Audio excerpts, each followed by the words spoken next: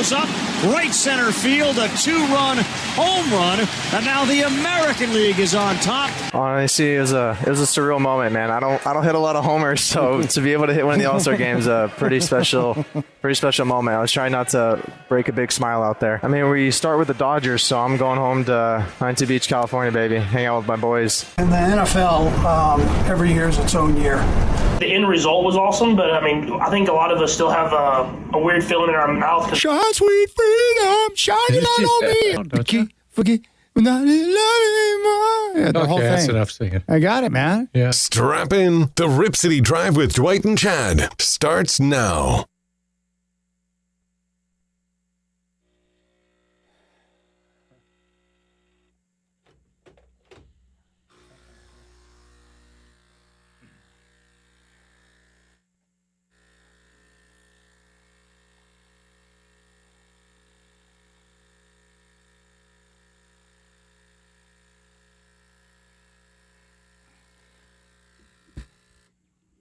I think Pat Benatar made young Chad feel something deep in his loins, if I recall. A little foggy because that was a long time ago, but love is a battlefield. And I would like to say that after hearing my Michael McDonald impression, I'm not as crappy as I thought I was. It was bad, but not as bad as I thought. Thank you, Shacker, for playing that. I appreciate that. Rip City Drive with Dwight and Chad. Godfather, is very nice to see you again, and thank the good Lord above that I'm back to my normal time slot, because I used to do mornings. I used to get up and do mornings. I did them too. But I am not cut out for it anymore. My body is fully adjusted to the swing life, not swinger life, but the swing shift life, and I don't like to get up early anymore because I can't go to bed early. And so I end up going to bed at like 12, 12:30 or 1 after I'm done watching Perry Mason or whatever. You get like 2.5 hours of sleep, and you got to wake up and be in here. No, thank you, man. It is unbelievable. And the older I get, the harder it is to put my thoughts together that early. Have you thought about maybe not watching Perry Mason in the middle of the night? You've probably seen those episodes 2 or 3 times already. The problem is I have to see the beginning of the show for the intro song because it's great. Yeah, it is. And then once you see the first scene, you get hooked. Yeah. A lot of TV shows are good like that, where I've noticed now that a lot of TV shows, and I know why they do this, instead of going to like a commercial block after the show's over, they run right into the next episode, and then you get punked. You're like, dang it, man. If they would have run a commercial block, I would have turned off the TV and been trying to sleep or whatever, but now they just run it right into another show, and they try to hook you. And I know what they're doing, right, and I can't stop it. So it's great to be back. And dude, the hard part about getting up early, it's like, it's not normal to get up at 3 or 3:30 in the morning. Everyone else is asleep. It's a different time. Your mind is not right. I feel cold and vulnerable, and it just takes a lot of caffeine to get spiced up and ready to roll.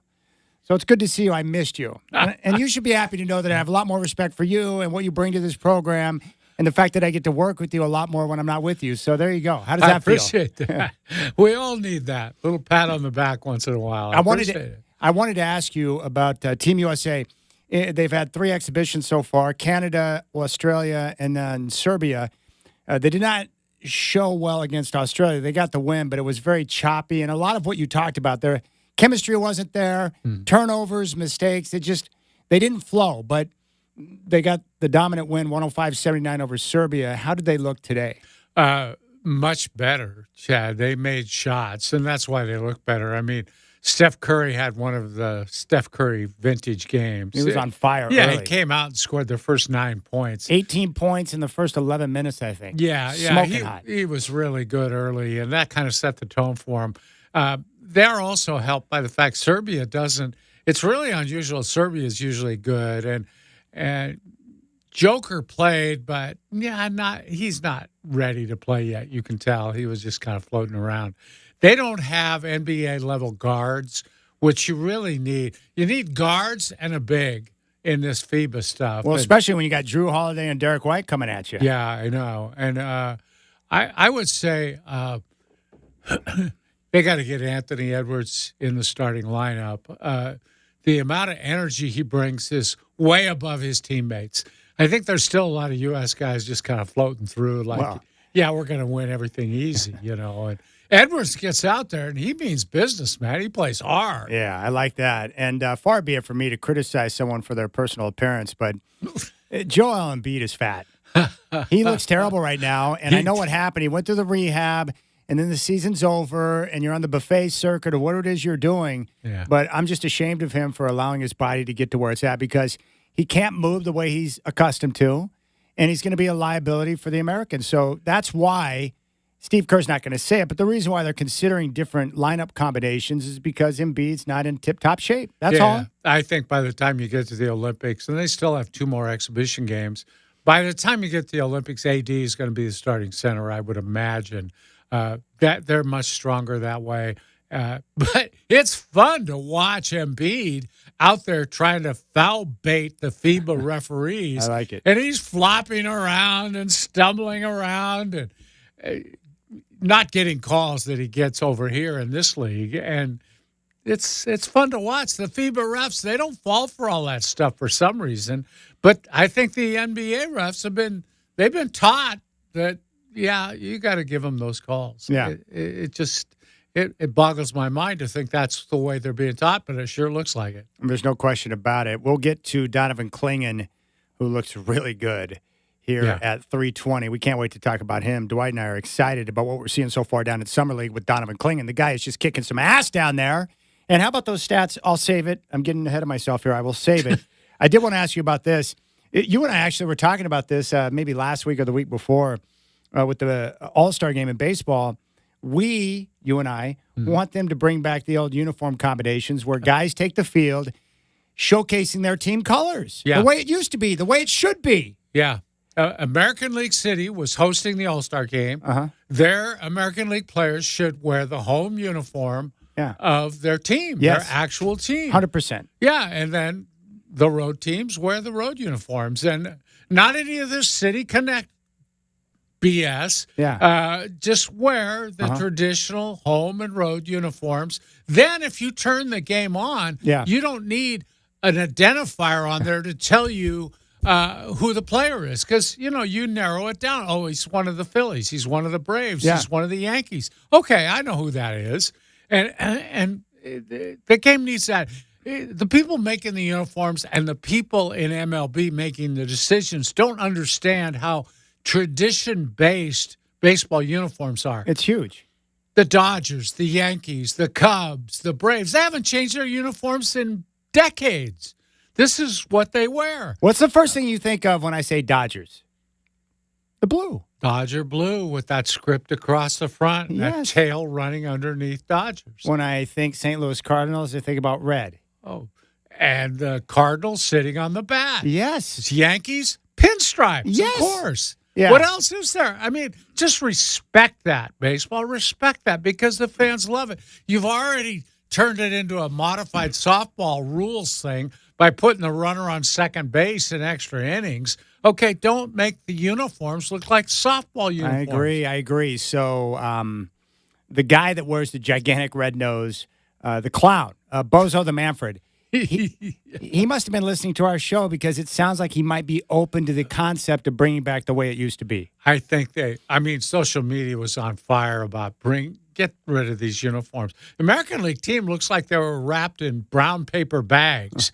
It was awful. And I think baseball is going to have to go back to the traditional wear your own uniform kind of things. I got to give Bozo the Manfred credit for being as much of a moron as he is, and he is dumb. Yeah. The lawyer, he actually is doing some good things for baseball. He gave us the pitch clock, so the game's faster. Yeah. And now, not because he cares about the fans, probably because he just hated the look of the uniforms himself, but now he's open to going back the way it used to be. I'm telling you, man, one of the best things about sports are the colors, the traditions, and the connection that I have to that from being a youngster following sports. Yeah. Yeah. Think about it. Every sports team that I've followed, there are colors that come up in images when I mention something because that's how I identify with the team. It's like, come on, man. When I think Penn State football, I think they're hideous white helmets with the blue jerseys. Or when you think about the Ducks, you think about their green. Just certain things that connect with different schools, different colleges, different pro teams. It's tradition. It's the colors. And we all love that kind of stuff. I certainly do.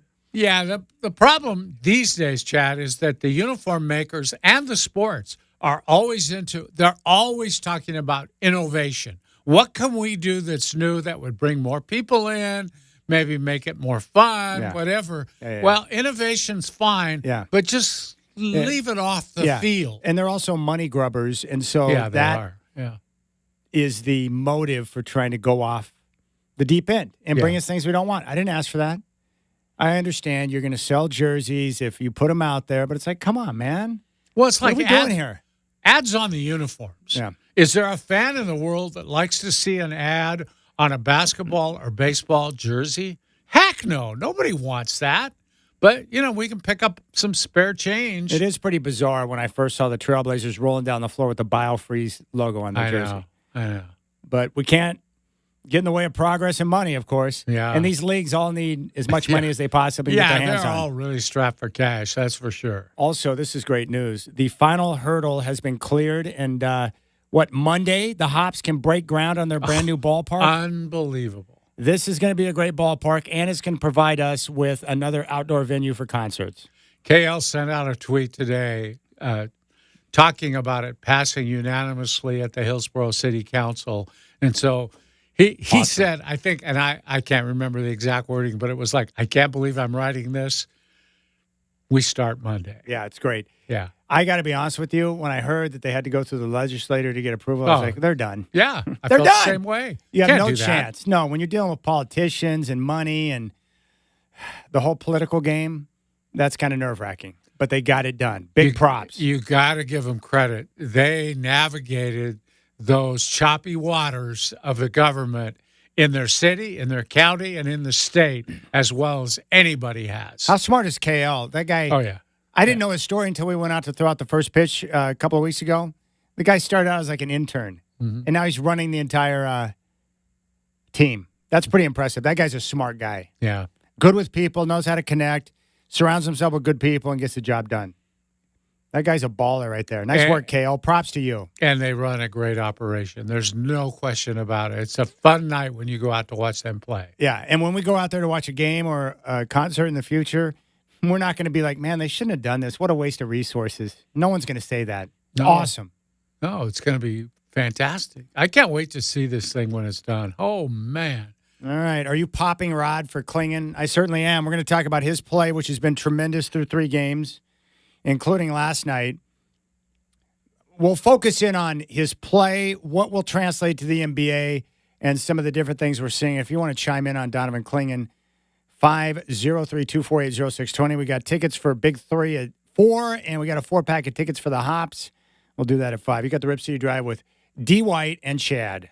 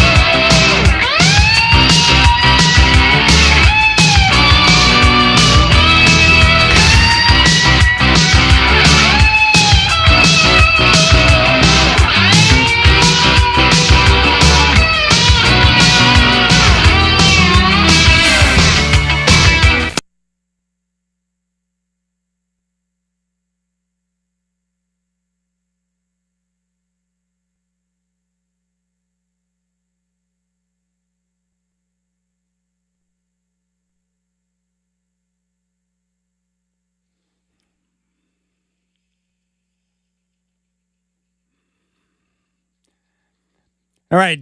Donovan Clingan last night finished with 8 points, 13 rebounds, and 5 blocks. Blazers got the win 82-80 over the Wizards. And as I mentioned in the update at the top of the hour, Clingan right now through 3 games, leading Summer League in rebounds and blocks, and is not in the top 50 in minutes played.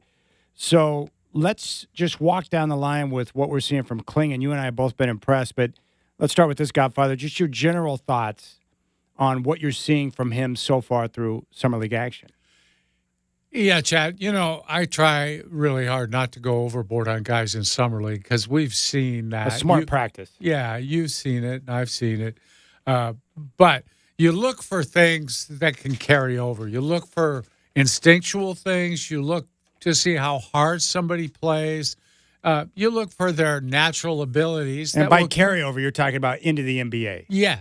Yeah. Something they're doing now that they'll probably be able to do once they get in the league. And with Clingan, what I'm seeing is instinctive shot blocker, capable of blocking 3-point shots. I mean, he can go out on the floor a little bit. He's more mobile than I expected him to be.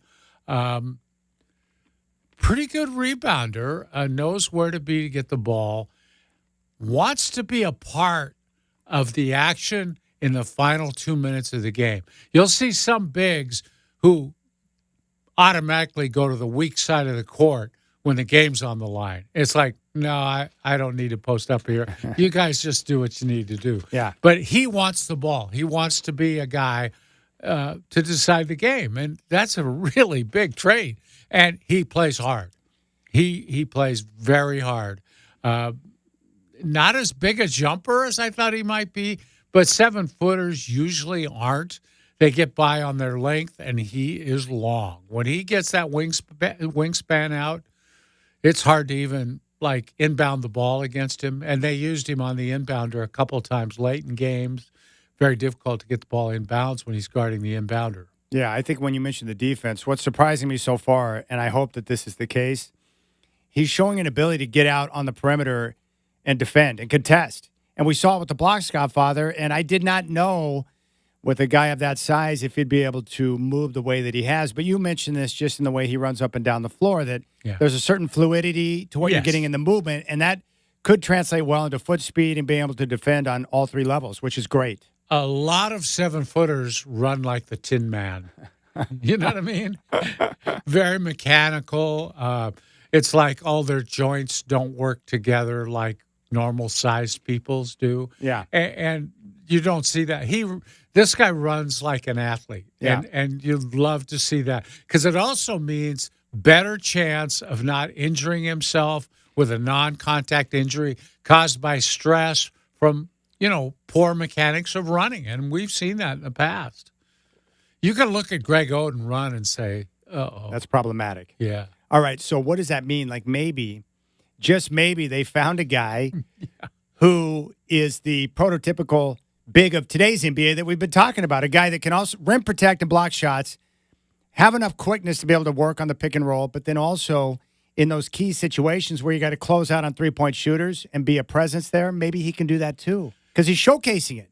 Yeah, and the key word is maybe. We're not going to totally sell out on this guy in Summer League. We're just not going to do that.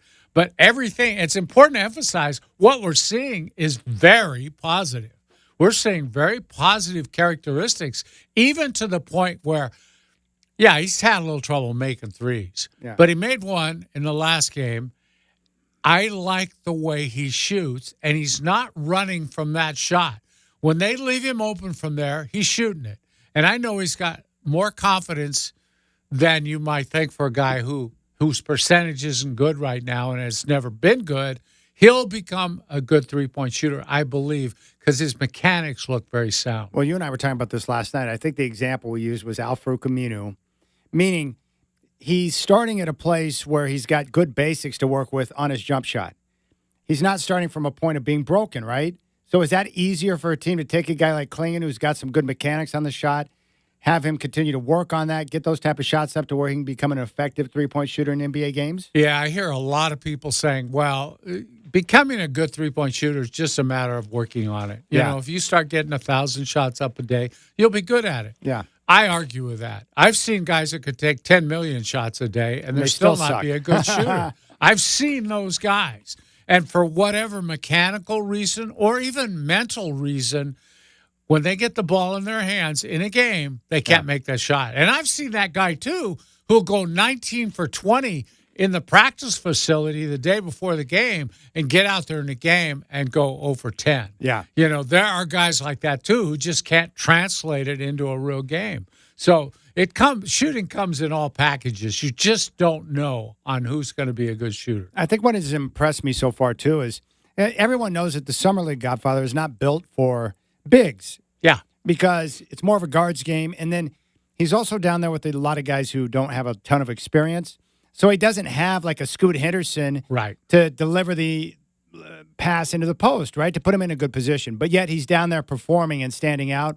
So that gives me great hope. And I'm just wondering how much of that is the fact that he comes out of that program with Dan Hurley and UConn to where the expectations are high, the coaching is real, and they hold you accountable. And because you're looking at the adjustment, he appears to be adapting quite well for a young guy. And I'm just wondering how much that has to do with playing for a guy like Dan Hurley, who's super legit. I think it matters a lot, especially with bigs, because a lot of programs don't spend a lot of time with their bigs anymore. I've heard that from scouts for years because they go to practices. I had a scout tell me last year, you go to practice and here's all the guards and the wings doing all this stuff. And then you look over in the corner of the gym and there's two bigs just kind of goofing around over there shooting layups or dunking the ball. And so they don't get the kind of work they used to get in college. But it's obvious that Hurley spent time with this kid. And he's got the confidence of somebody who's worked hard at his game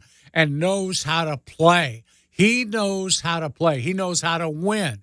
And you could, it's written all over him. He's a winner, and he's not going to win much this year, but I think he'll understand the reasons for that and stay tough. All right, it's the Rip City Drive with Dwight and Chad. We're taking a look at Donovan Clingan and his terrific play so far through 3 games down at Summer League. So how does that work with the development of the offense, right? So he'll come in and make an impact defensively right away, but how does that process work? Is it just something where he's working with coaches post-practice, and then he's got certain things he's working on with his team or by himself? Like, I'm just trying to visualize how that plays out over the next couple of years. Well, I think over the next couple of years, Chad, what you have to do first is find out what he does pretty well now, so that you can get to that in a game and let him do that in a game, and that develops confidence in him, whether that's a little jump hook from the right side of the lane down low or whether it's a open jumper from 12 feet. Whatever it is he does well, get him to that. It's probably going to be catching a lob and dunking it because that's what all bigs can do pretty much. So he doesn't have anybody down there right now who's going to do that for him. I watch him set picks, and most of the time, off the roll, he doesn't get the ball back, which he seems fine with it, but you got to get, and I'm surprised they didn't bring in just a journeyman point guard to play with him in the summer to set him up for some of that stuff. So anyway, once Scoot gets in, he'll throw some lobs. They'll come to rely on that, and then you build his game up from what he does best, and you start adding things. Okay, now we're going to come back and get some traditional post moves. We're going to go up and under. We're going to go drop step. We're going to do that with the hook so you have options. If they play too hard on your hook shot, you drop step up and under and get a shot away. They'll build from that, and all the time, you watch at the end of practice, he's going to be in on all those three-point shooting drills because they're going to want to develop that too. What do you think about his mentality? Well, he looks to me like a very smart player with a good basketball IQ, and I would expect nothing less coming from the UConn program.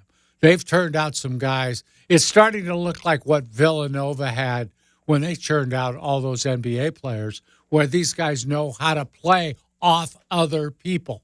And this guy, I think Clingan, at a certain point, you'll be able to play off him. He's a pretty good passer. You can put him high post, low post, and then use cutters. And I think he'll be able to spot the open guys and hit them for easy baskets. All right, here's the difficult question when it comes to Donovan Clingan. I'm a firm believer. If you draft someone at number 7, you don't want that guy riding the pine and getting no minutes and no real time to be on the floor to grow and develop. I think that's critical, right?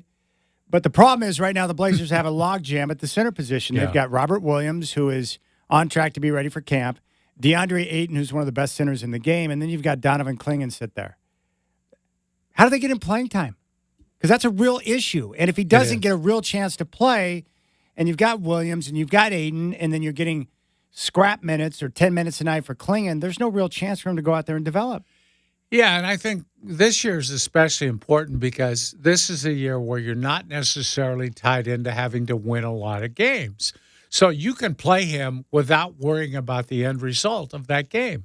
And I think that's important. And it's also important for one more reason.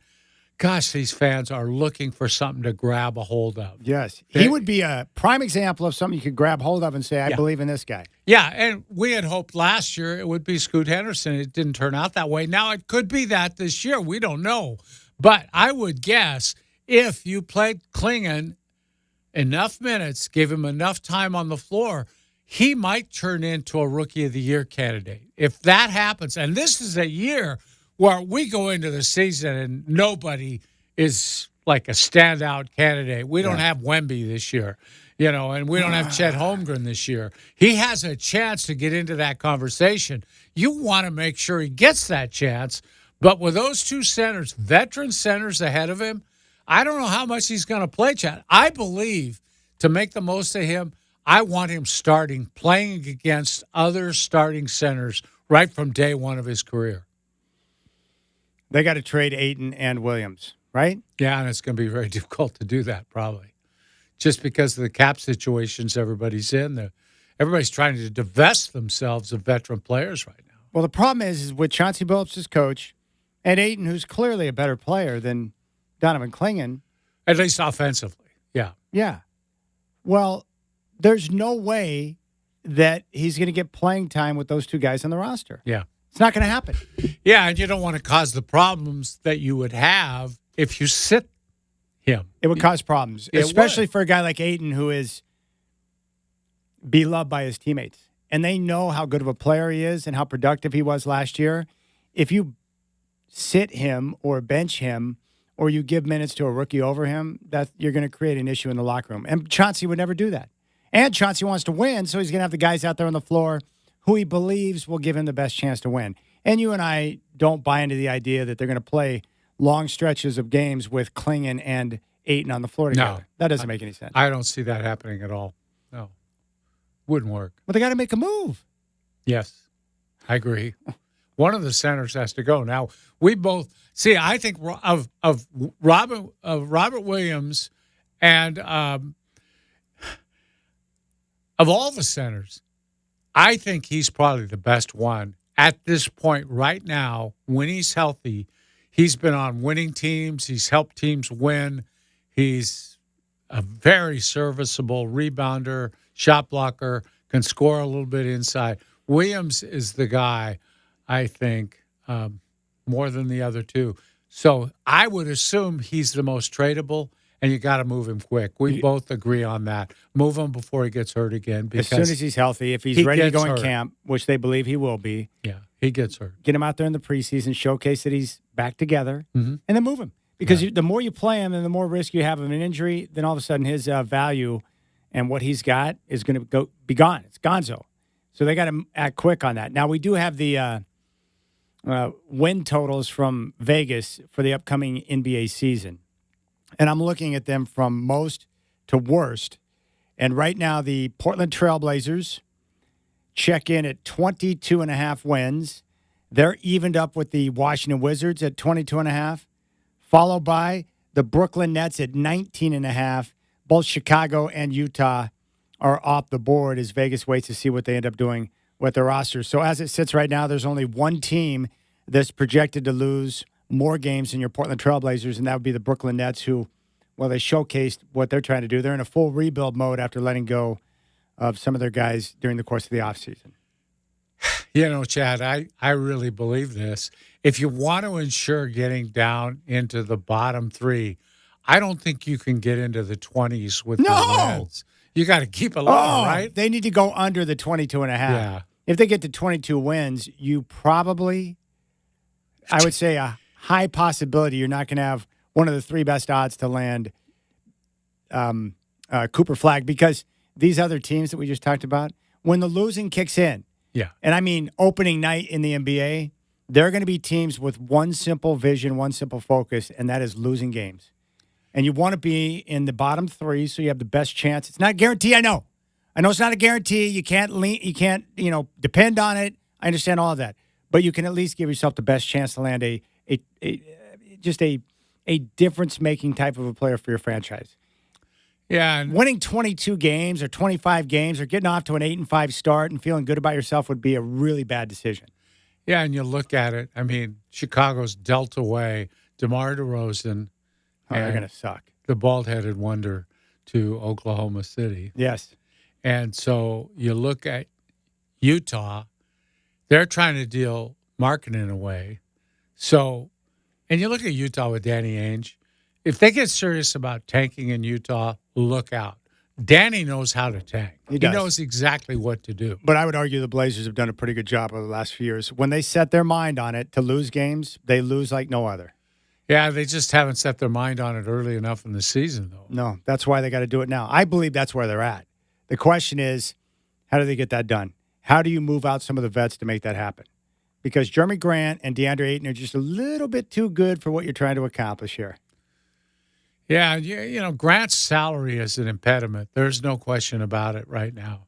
Teams don't want to pay that much for a third option or a fourth option on their team. No, but they will if they get desperate enough, like the Lakers. Well, we'll see. But that concern about the first and second aprons is the real thing right now, man. Teams are frightened to death. I agree. But the whole league's frozen right now. Nobody's doing anything. But the advantage for the Blazers when it comes to the Lakers is that they need to bring in more star power, and there's nobody else available. I think Cronin just can continue to slow play it. They're going to be able to move Grant eventually. The question is when. Will it be now, or are they going to have to wait closer to the deadline? The problem with waiting closer to the deadline to get the type of deal you're looking for is that those players being on the roster are going to cause you to win games. That's the double-edged sword. But you don't want to just move those guys out and not get maximum return, because those are important assets that you have. So it's a difficult spot from the standpoint that you need to move them because you want to lose, and those guys will unfortunately help you win games right now, and that's not what you want to do. But you can't just move a guy to move him and not get maximum return, because those vets that we've talked about, whether it be Ayton or Grant or potentially Ant or Matisse Thybulle or Robert Williams, that's 5 guys. Those are valuable assets that you need to get maximum return for to get back what you've been talking about, draft picks and a combination of young players. That's what it's all about. Yeah. Draft picks would be premium, and I don't think many of those are moving. Certainly picks for next season are going to be hard but to if the get. Lakers want to give you a pick in 29 and 31 when they're going to suck balls and then you can capitalize on that, fine. Stock the cupboard, man. Yeah. Gosh, you hope they're not still tanking at 29 or 30, I'll tell you that. Well, no. If they are, at that point, Cronin will be long gone. He won't have that much time. He knows that he's on a limited timeline now. They've got one more year where they can really go after the draft picks, but after that, they're going to have to show a turnaround. The good thing is, after seeing Klingon play, if, and this is a big if because we still have a lot to see, but you all of a sudden you get Scoot to hit, Shaden to hit, and then Klingon's there, and then you go out next year and get one of those top players in next year's draft, then you got the makings of something that could be pretty decent, and that's good. Yeah. But they got to lose games, and you're right. They're set at 22.5, Brooklyn at 19.5. My guess is you need to finish the season with somewhere between 10 and 15 wins to make sure that you secure one of those bottom 3 spots. Yeah, this is something you can't mess around with. You take no chances here. Do the right thing. And would you move a veteran and take a loss on a return if it meant you could move him before the season began? If you had to, yeah. Yeah, depending on which player you're talking about. Because certain guys, you know, I think if you're going to move Simons, you better get value for him. Okay, we'll come back, and when we do, the Denver Nuggets are considering something. I'm always told that Michael Malone's a genius and all this nonsense, but this move would prove that he might be a dum-dum. So we'll talk about that next year in the Rip City Drive.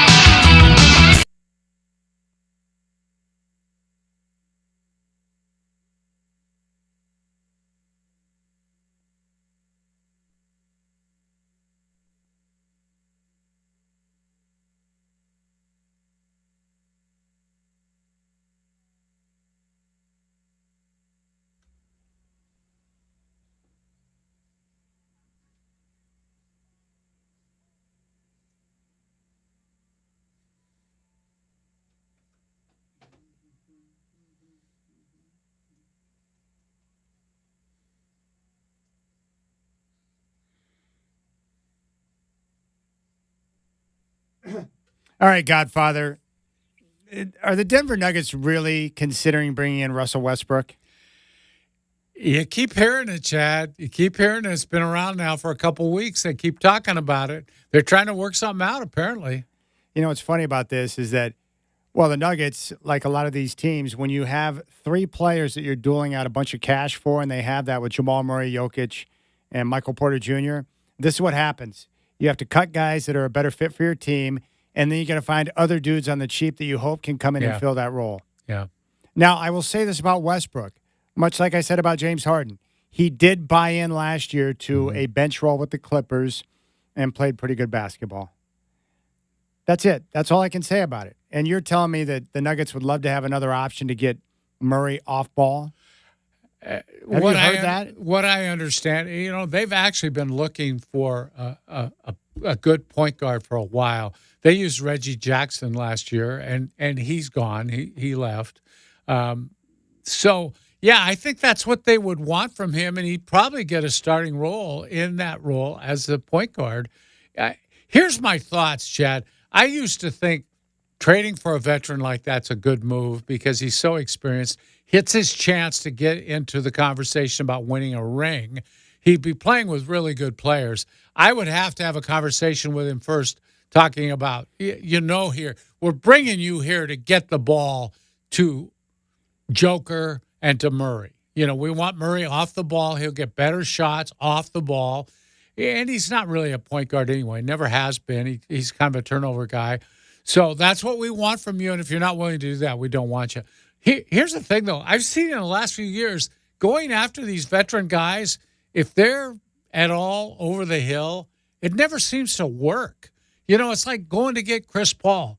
Has it really made that much of a difference? And Paul still looks like he can play a little bit, but he's well past his prime. Yeah, well, Westbrook's 35, so he's an aging point guard. Yes. But I will say this in his defense. Unlike Chris Paul, Russell Westbrook is always available. Yes. Always available, incredible health. And then I think that's one of the benefits that he brings to the roster is that throughout the course of 82 games, he can eat up a lot of minutes for you.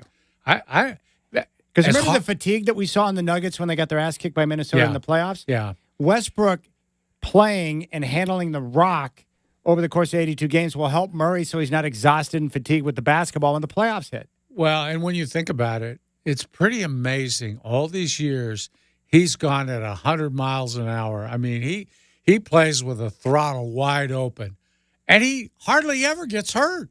I mean, the man is he is an Iron Man. He's out there every night. At high octane. Yes. And this is why teams and players around the league respect him, because he plays hard. And the other thing about him, too, he does give you a little bit of attitude, which I'm not so sure that franchise couldn't use. The NBA could use a little more attitude, like legit attitude, not the Yeah. fake stuff that we see out there. Right. No. But legit attitude. Tough guy. Yes, because Westbrook annoys other people because he just doesn't have an off switch. He just constantly goes, and it drives people crazy. I also think the other element that he still has that can be effective is he puts pressure on the rim with his off-the-dribble work. He's great at attacking the teeth of the defense. The question is, can you rein him in to where he's not bombing it away and becoming a volume shooter? That's his biggest weakness. Not a great shooter, especially from three, and on nights when he becomes a volume guy, he can shoot you out of a game. It's funny. I've always heard in the league, everybody who's ever gotten him, their first thought is, we can fix his shooting. Yeah. No, you can't. That's the guy I was talking about last segment about some guys just can't shoot. You know how many times that poor guy, Westbrook, has been in a gym trying to get that jumper down, and he's worse now than he's ever been, I swear. Yeah, that's a problem. That's a serious problem. Yeah. But if you can rein him in so he doesn't become a volume shooter, he can provide energy, and that's a good transition team. He's obviously great in transition. He can attack the rim off the bounce, and he can take pressure off of Murray and the other guards so they don't have to handle the rock all the time. So have you talked yourself into it yet? No, because I don't trust that he can do any of that. Well, I think you have all the evidence in the world to believe that. I think, and boy, you talk about a team making a real gamble, but I think the Nuggets need to do something. They can't keep letting players walk out the door. But they don't have a choice. You've been talking about this for months now. It's all about the finances. It is. They're not. They don't want certain guys to go, but they leave because the Nuggets don't have the money to pay them what their value is. But you got to bring something in to replace those guys. You can't just keep letting them evaporate what you have going. Yeah, that's the true challenge there. And the problem for the Nuggets is if they don't find enough guys around them who can help them win games, Michael Malone will be forced to play his starters more minutes than what he would like. Bench wasn't good last year. No, and the bench is probably not going to be great this year. And the problem is the Western Conference is so deep and so tough, and you hit the playoffs, and your guys are exhausted, just like we saw against Minnesota. It requires a lot of energy. You got to expend a lot of energy to get to the Western Conference. So, Michael Malone is probably a coach, just like Tyronn Lue, who can probably communicate in a way to Westbrook to say, hey, this is how we want to use you. I mean, you've talked about this all the time. You got to be able to paint the picture to the player on how we're going to use you, why we need to use you this way, how it's going to benefit you primarily. Yeah, that's a big part. And also benefit the team. And if you can do that, then that's great. The other advantage here is that, how many other options does Westbrook have at this stage in his career? True. He's not going to exactly find the perfect spot, but if he goes to Denver, this is how I would paint it to him. Like, if he goes to Denver, if you buy into this role, we're going to be a contender. Yeah. And if you buy into this role and win a championship playing the team game, then it can change the way people look at you forever. Yes. Yeah. And end your career on a winning note. Go out with a ring on your finger. Yes. And, if I was a basketball player, I'd just love to play with Jokic because he makes you better. Well, and he would make Westbrook better. I believe that. But I don't like Michael Malone, and that's the thing I struggle with. Well, I wondered, too. Here's what how would you like to be in the office, Mike Malone's office, the day the front office walked in and said, hey, we're thinking about bringing Westbrook in here. What do you think of that? I'm not so sure Michael Malone is all in on that, but he's probably also thinking, well, what else are we going to do? That's right. What options do we have? All right, we'll come back, and when we do, we'll take a look at a new rule that's going to be implemented in the NBA. We're going to talk some quarterbacks, and Brandon Ayuk, he wants to be traded, but not sure he's got too many options right now. You got the Rip City Drive with Dwight and Chad.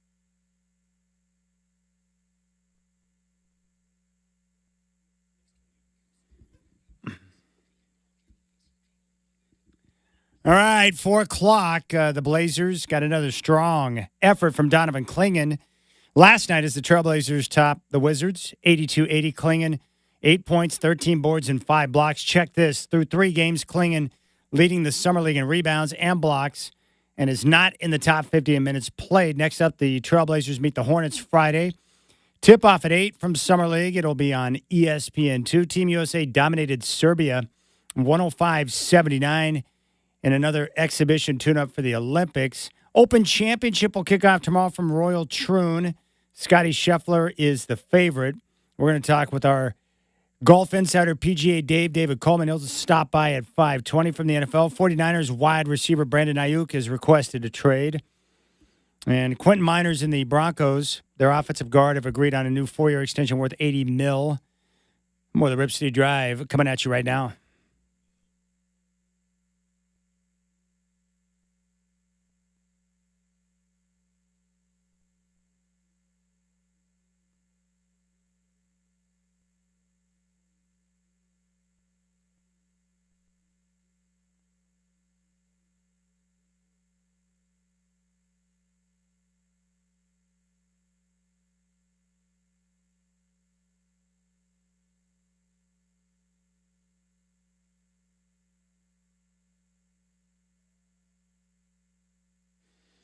All right, some good old-fashioned rock and roll for you on a Wednesday afternoon. The weather is spectacular. Who's doing that?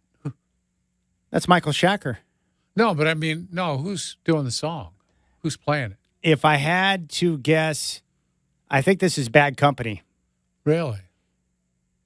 100%. Yeah, I'm right. It's Bad Company. Okay. It's just been a while since I've heard it, but this is a great song. Yeah, great song. I just haven't heard it in a long time. I gave you my Michael McDonald. I refuse to give you my Bad Company impression. Thank you. Do you appreciate that, Thank Godfather? you. All right, we got a lot of goodies to give away, and we got the Big 3 tournament, which is coming up Saturday afternoon at Moda Center. Tickets are available at Ticketmaster.com. Tip-off is at 1 o'clock, but here's what I got. I have a good relationship with the promo department, and my man Casey has hooked the Godfather up with more tickets than you could possibly imagine. So we have multiple pairs to give away. So what I'm going to do is just open up the phone lines, and if you would like to go to the Big 3 tournament coming up Saturday at 1 from Moda Center, fire away with your phone calls right now. Buxton, 503-248-0620. Banks, 503-248-0620 is your telephone number. Vancouver, Canby represent. 503-248-0620. We have tickets. You can get yourself a pair to the Big 3 coming up Saturday at Moda Center. Tip-off is at 1 o'clock, and you're going to see some great stars that you grew up watching in the Big 3 at Moda Center. You can hang out, maybe take your son or daughter, and go chill where it's air-conditioned because it's going to be blistering hot outside. So 503-248-0620. Get your Big 3 tickets now and react to us. It is your Big 3. You take it over. I'm sorry. Every time we do that, I get a kick out of it. There's a lot of reasons to enjoy Shout that. out Hacksaw Hamilton, right? Yes, I do that for a couple of different reasons. One, because of Hacksaw Hamilton, who is a radio legend and a longtime voice of the San Diego Chargers. Also, a season with the Seahawks and longtime talk show host down in San Diego. But also, my guy Jim Rome. That radio station down in San Diego where Rome got his start as a youngster is where Hacksaw was at. And so that's why Rome pays tribute to Hacksaw on his show. So I just feel like it's appropriate. All right, good. So we got Big 3 tickets. A couple of things I want to get to here. One, I can't believe the NBA has the balls to do this because Adam Silver is so player-friendly, but they have adopted a new rule to where now players can be called out in-game and hit with a technical foul for flopping, and the other team gets rewarded for a free throw. I think this is a beautiful thing. Now, this is not a personal foul, technical foul type, meaning that if you get hit with a couple of flopping techs, you're not going to be ejected from the game, but you will get called out. The other team will get free throws for it, and I think this is a good thing because I would say of all the things about the NBA game that I don't like, flopping is right up there at the top of the list. There's nothing worse than guys trying to act or put on a show and try to trick the official into getting a whistle. I think it's one of the softest things I've seen in the NBA, and it's pathetic. And guys shouldn't do it. And it's the one thing that the Euros brought to the game that I don't like. It's not cool, man. Well, it's not a new rule because it was on the books last season as a kind of trial run of it. Yeah, it just never got used or called. It seems like a new rule because they never called it after the first week or two of the season, like all of these points of emphasis. Every year, point of emphasis, no traveling. Yeah, tell about the third week of the season. But you've talked to officials before. One of the hardest things for them to do is trying to differentiate between legitimate contact and guys who fall down like they got sniped. Yeah. It's hard in full action to know what was real. Yeah. Yeah, in real time, that's a real tough distinction. And I almost think it should be, we'll assess those live when we can, but keep in mind, we're going over the videotape. And if you get one and we see it on tape, we'll fine you later for it. And that's what you have to do. Because they do need to cut all that stuff out. It's ugly in the game. I think it's ugly. And I just don't think there's any place for it. I just don't like guys trying to manipulate the officials by putting on an act. And the thing is, once you see it in slow-mo, it's like, where's the contact? That guy went down like he got blasted and no one touched him. It's really embarrassing. Yeah. I just always go back to what the Black Mamba said. He's like, where are your balls at? Well, like, why would you feel that that's necessary as a man playing a kid's game for a king's ransom that you feel the need to act and flop? It's a very soft form of competition. It's not wrestling. This is not some type of script. Just go out there and be a man and play basketball. Defend. And if you get contact and go down, that's fine. But don't flop and act like a little bee. I don't like that kind of stuff, man. Well, I always thought every time you catch a player doing that and he gets fined, find the referee for falling for it. I think it's an officiating thing. And a lot of times the only way you're going to get a call is to flop. They're not going to call it. I see it at the low post all the time. If you don't fall down, they'll never call it. It's just the way it is. Has it always been like this in the NBA, or when did this really become a thing? It's been that way for quite a long time. It's just that players in the old macho NBA took the attitude of Kobe Bryant. Like, come on. You think Jerry Sloan is going to flop to get a foul? No, he's not going to give ground to anybody. He's not going to flop in real time. He's not going to actually flop. He's not going to let you push him down. He's going to fight that every step of the way. In the old days, that's the way they played. You're not going to knock me down. Are you kidding me? I'll knock you down first. It's bad enough that the stars are always whining and complaining about everything up and down the floor all the time. Like, that gets exhausting. I can live with that if they can get the flopping out of the game. I just don't want to deal with both. It's like you're going to flop and act like a fool, and then at the same time, I got to watch you whine and complain about every single whistle throughout the course of the game. And I understand the officials, for the most part, are not very good at their job. So I can understand the frustration, but don't make it harder on them by them having to decide what was real and what wasn't. What's a flop and what's real contact. They have a hard time figuring out as it is, but you make it harder on them when they got to play the guessing game, especially with those guys coming off shooting the three-point shots when there's no contact and they fall down. The officials get sucked into that all the time. Yeah. And at full speed, it's hard for them to read that. Yeah, coming off the pick and roll a lot, you'll see it where they crumple to the ground as if, like you said, like a sniper got them from the upper deck. Yeah. And there's nothing going on. They All weren't right. touched. We were talking about this with the NBA, with like the Nuggets, when you, or any team, when you start to pay the big dollars out to some stars, you got to put the crunch on at the rest of your roster. And you start to lose valuable pieces, role players who, help you win a championship. The San Francisco 49ers are entering into that same type of status right now where they've got a lot of talent on the roster. They're close, very close to having to pay their quarterback, and they're going to pay him a big number, as you would expect from any quarterback who starts and is ultra productive. And that means you've got to start to look in other places where you can trim fat off the roster. And it looks like Brandon Ayuk is going to be a casualty at some point, whether it's a trade now or it's a trade after the year. He wants to be dealt because he knows with the current situation, he's not going to get the type of deal he looks for, and he's one of their best playmakers. This is the reality of business in the NFL and quarterback money and how teams are trying to capitalize off that period of time, like the 49ers, like the Bengals, like these other guys with great quarterbacks before they have to kick in that extension. And now they're preparing for the extension. And Ayuk, who's a great player, will get caught up in that, unfortunately. He's playing for about half price, isn't he? Yeah. He's worth a lot more. Yeah. He's a big-time playmaker. I'm a huge fan of Brandon Ayuk. Loved him in college at ASU. Really like him with the 49ers. Made some big plays in the postseason. He brings toughness. And here's the part that this is the great value that he brings to that 49ers team. In any Shanahan offense, you got to be able to block as a wide receiver because of the run game. And if you're not going to block, then they're not going to have time for you. He's a good blocker downfield. Yeah. And that the receivers blocking in that run game with Christian McCaffrey is critical. And so I like wide receivers that, and there aren't many of them, but the ones who take pride in a good block that can spring a big run as much as they do with a big catch over the middle on third down. Those are great players. And Mike Shanahan had that with Rod Smith and Ed McCaffrey. And Kyle Shanahan's looking for the same type of guys in San Francisco, the ones who can be true team guys, playmakers, but at the same time, when it comes down to it, we're going to run the football, we're going to be physical, and we need you guys to block. And he does that. So it sucks for him.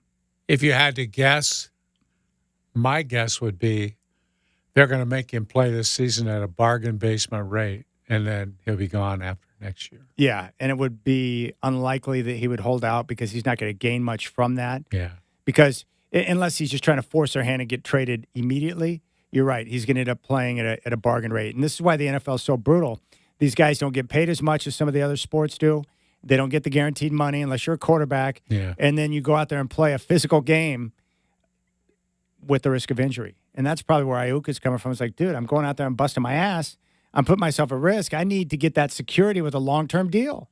That's exactly where he's coming from. That's why I don't have a problem with it. Yeah. And to be clear, he asked for a trade. He has asked to be traded, but they'll just ignore it, most likely.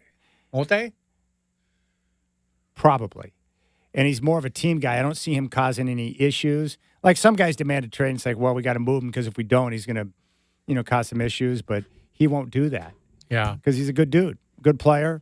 And it's just the economics of the NFL. And with the roster as loaded as they are, they're going to have to pick and choose which players they believe are more valuable and pay them. And when it comes to wide receiver, you know how it works with wide receivers, Godfather, is that you can find other playmakers in the second and third rounds in the draft. Mm-hmm. You can find other guys and develop them. Yeah, and that's why this whole thing of there's this balloon right now for wide receivers. They're getting paid right now.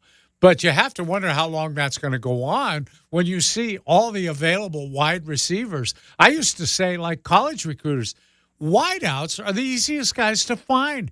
That's a skill that a lot of players can deliver. Mm-hmm. Guys with pretty good hands, they're not all going to run like Tyreek can run. But look, there's a lot of guys out there who can catch a football. There's no question about it. All right, we'll come back on the Rip City Drive. And when we do, my best friend, Puppy Shots, and I are going to participate in the Pup City Walk at the Rose Quarter coming up on July 27th. Am I number 2 behind Puppy Shots, or where do I rank on that best friends list? And then this is no disrespect to you, but you're number 2. And it's like I tell my kids, the reason why Shots gets all the attention when I get home is because nobody in the history of my life has ever been that excited to see me each and every moment I walk in. Yeah. No one. But he does. And he loves to see me, and you know how this works. How many dads out there can relate to this story? Child wants dog. Dad doesn't want to get dog because he knows that the responsibility is going to be passed on to him real quick. But, of course, dad gives in to daughter, gets dog, and then a few weeks after that, dog and dad become best friends. Yeah. And that's how that went down. And now I would do literally anything for him. I did not ask him if he wanted to participate in the pup walk. He's got little legs, so it requires a lot of energy for him to walk 1K, but he's going to do it. So we'll be down there on the 27th. Heather Harris of your Portland Trailblazers will join us next and preview the Pup City Walk. You should participate. I'll be down there. There's going to be some great vendors on hand. The weather will be nice, and we get a chance to hang out together as a community with our dogs, who we love. We'll talk about that next. And then PGA David Coleman at 5:20 to preview the Open Championship.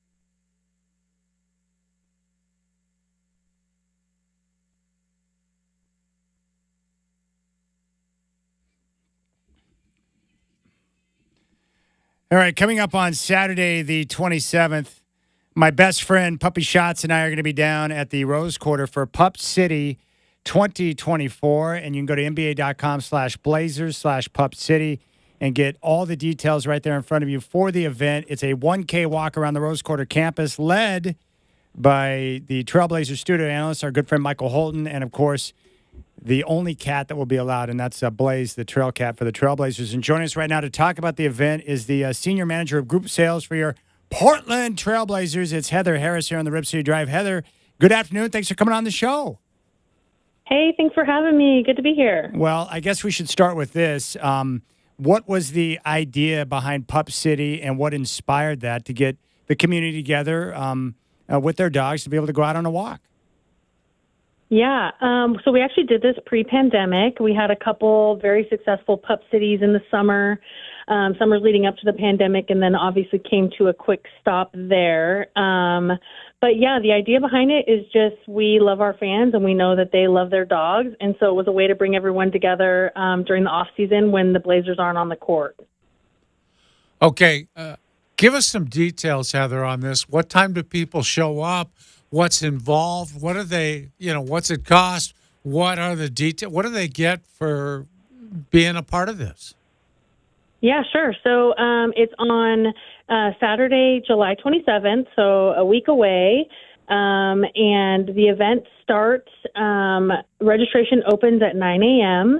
Registration includes the spot for you and your dog to go on the walk, a donation to our nonprofit of the event called One Tail at a Time, which is a local dog rescue, a ticket to an early season Blazer game, and then a Pup City branded collar, courtesy of Tavo, who's our headlining sponsor there, and made by a local vendor called Cycle Dog. And then 10 a.m. is when the walk starts, and then people can enjoy music, the festival, Blaze, Blazer dancers, all the normal stuff that you get at a Trailblazers event, and then hang out until about noon, and then the event concludes right around noon. Gosh, that's awesome, Heather. I'm curious, the Rose Quarter is kind of a big area. Give us maybe a little idea on the route and, how people are going to go about the walk around the Rose Quarter. Sure, yeah. So we'll have, like you mentioned, Michael Holton will MC and give everyone the start. Nice. And then the walk is really just around, you do a big loop around the VMC, if you can picture going around kind of where all the parking happens on game night, where you do a big walk around the VMC, then continue around Moda, and then back up to Dr. Jack's is kind of where the festival is going to happen, right around the fountain. And there'll be about 25 vendors there, so people can enjoy different pet vendors from around Portland and Southwest Washington, as well as, some Trailblazers activations like a obstacle course and stuff like that. We'll put in some fun Blazer stuff so fans can interact with us in that way as well. Okay. Now, I was curious about this. Are you going to have somebody on hand who can point the dogs in the direction of where they might be able to relieve themselves if they have to? Or it might get a little messy up there on that plaza. Yeah. We will have some designated areas for potty. Right. We will also have some cooling stations in case it does get warm, because I know that that's been a little bit of a concern with the heat wave that just happened a couple weeks ago. It does look like it's going to cool down a little bit, which is awesome. But we are going to have some pools available for dogs to cool off. Of course, tons of water and treats around the route, but then there'll also be a doggy relief station, and we'll make sure that we keep it nice and clean for everybody. That's great. That's awesome. Now, Heather, my dog, Puppy Shots, he has a big heart and a loud mouth, but he's got little legs. He's a miniature dachshund. How do you think he will be able to handle the 1K walk? He'll love it. It's perfect for all dogs. I have a miniature, well, she's miniature just because her breeds are Chihuahua and Pomeranian, and she did great. But there's also people who put their pets in a stroller. That's one thing Tavo's going to have is some strollers for test drives there if people want to check those out. But yeah, I think it's a perfect summertime event because it's not a super long walk And people, if they have big dogs and they need a little bit more exercise, they can go on the walk as many times as they want. We're happy to have, people go around 2 or 3 times and then come join us at the festival after. That's so great. You know what's awesome now, Heather, is that I've turned into like the nerdy dog guy. And so I'm excited to go, not just so Puppy Shots can be a part of it, but also so I can look around and see all the different dogs that are going to be there. Yeah, it's really fun. I mean, it's so fun. People dress their dogs up, in different jerseys or just blazer gear. The collars are really cool, so you'll be able to take home a branded collar that comes with your registration. And it really is just a community event that we love to do. And the nonprofit is a great local nonprofit. One Tail at a Time, they have tons of dogs for adoption right now. I guess they just got a bunch of dogs from, I think she said, Texas. So there'll be an opportunity to learn more about that if people want to foster or adopt dogs. But yeah, honestly, it's just a way for the fans to get together in the off season and really have a sense of community, which is what we're all looking for, right? Yeah, absolutely. And this is nice too. And the dogs are going to be taken care of, but also I see where there will be some sampling, Corona, Hop Valley, and then also Blue Star Donuts, Stumptown. So you're going to have other vendors out there where you can get something to drink and something to snack on while you're down there, too. I love that. Yeah, we want people to stick around and make sure they see the vendors and get, there'll be photo booths. There'll be all kinds of different things that you can do. But it's not going to be too long and you won't be into the hot afternoon. So people can also get home and enjoy their Saturday afternoon, which is great. But yeah, definitely things for humans and dogs. So it's great for all. And kids, of course, are welcome. Whole families, we'd love to have everyone out. Yeah, I'm kind of curious, Heather. This is such a dog-friendly town anyway. I mean, everybody's got a dog here, and that's great. How did this come about? Originally, when you started to do this and think about it, how did that come about? What's the backstory on this? Yeah, I mean, so I work in the group sales department. Now I manage the group sales department, which is just my heart. And honestly, it was just me and a former colleague of mine. We really try to find different groups and people that really make sense in the market. And when you think about Portland, you think about dogs, you think about craft beer, you think about just things that are really make sense in Portland. And I have 2 dogs. So for me, we were also thinking about ways to do things in the off season before the schedule is released, which is really fun because they will get a Trailblazers ticket. And once the schedule comes out, we'll announce those Pup City games where people can come back to the game and, then re-engage as a fan. But yeah, this was just like what makes sense in our market, what makes sense in Portland to your point. Like, people love our dogs and they love our Blazers, and so why not bring us all together? So it was really just an idea that just formed of us trying to just do something fun. And unfortunately, the pandemic hit and we weren't all able to join together and gather as a group.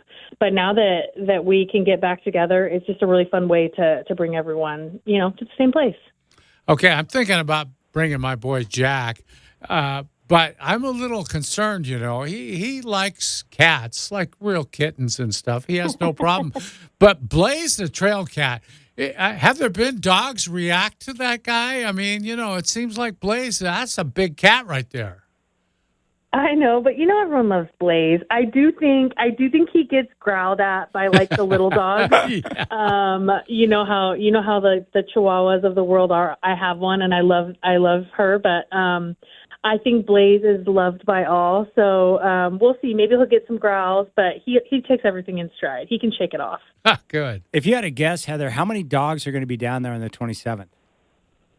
A couple hundred. I think, we're trending to have a few hundred people there, which is going to be great, and that means tons of different dogs, to your point. A lot of employees with their dogs. A lot of the vendors are really great, and they're going to, reach out to their communities to have people come. So it's going to be a mixed bag. And that's what's so great about dogs is you just can honestly never get enough. That's great. Are you taking both your dogs on the walk?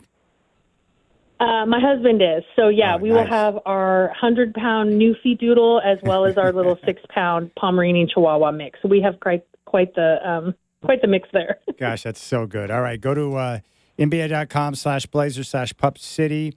It's coming up on the 27th, Saturday in July. It's going to be beautiful weather. It's going to be awesome. A 1K walk around the Rose Quarter campus. Registration will start at 9, and then the walk will get underway at around 10. Now, Heather, is there anything else that we did not touch on that you want to get out to the masses?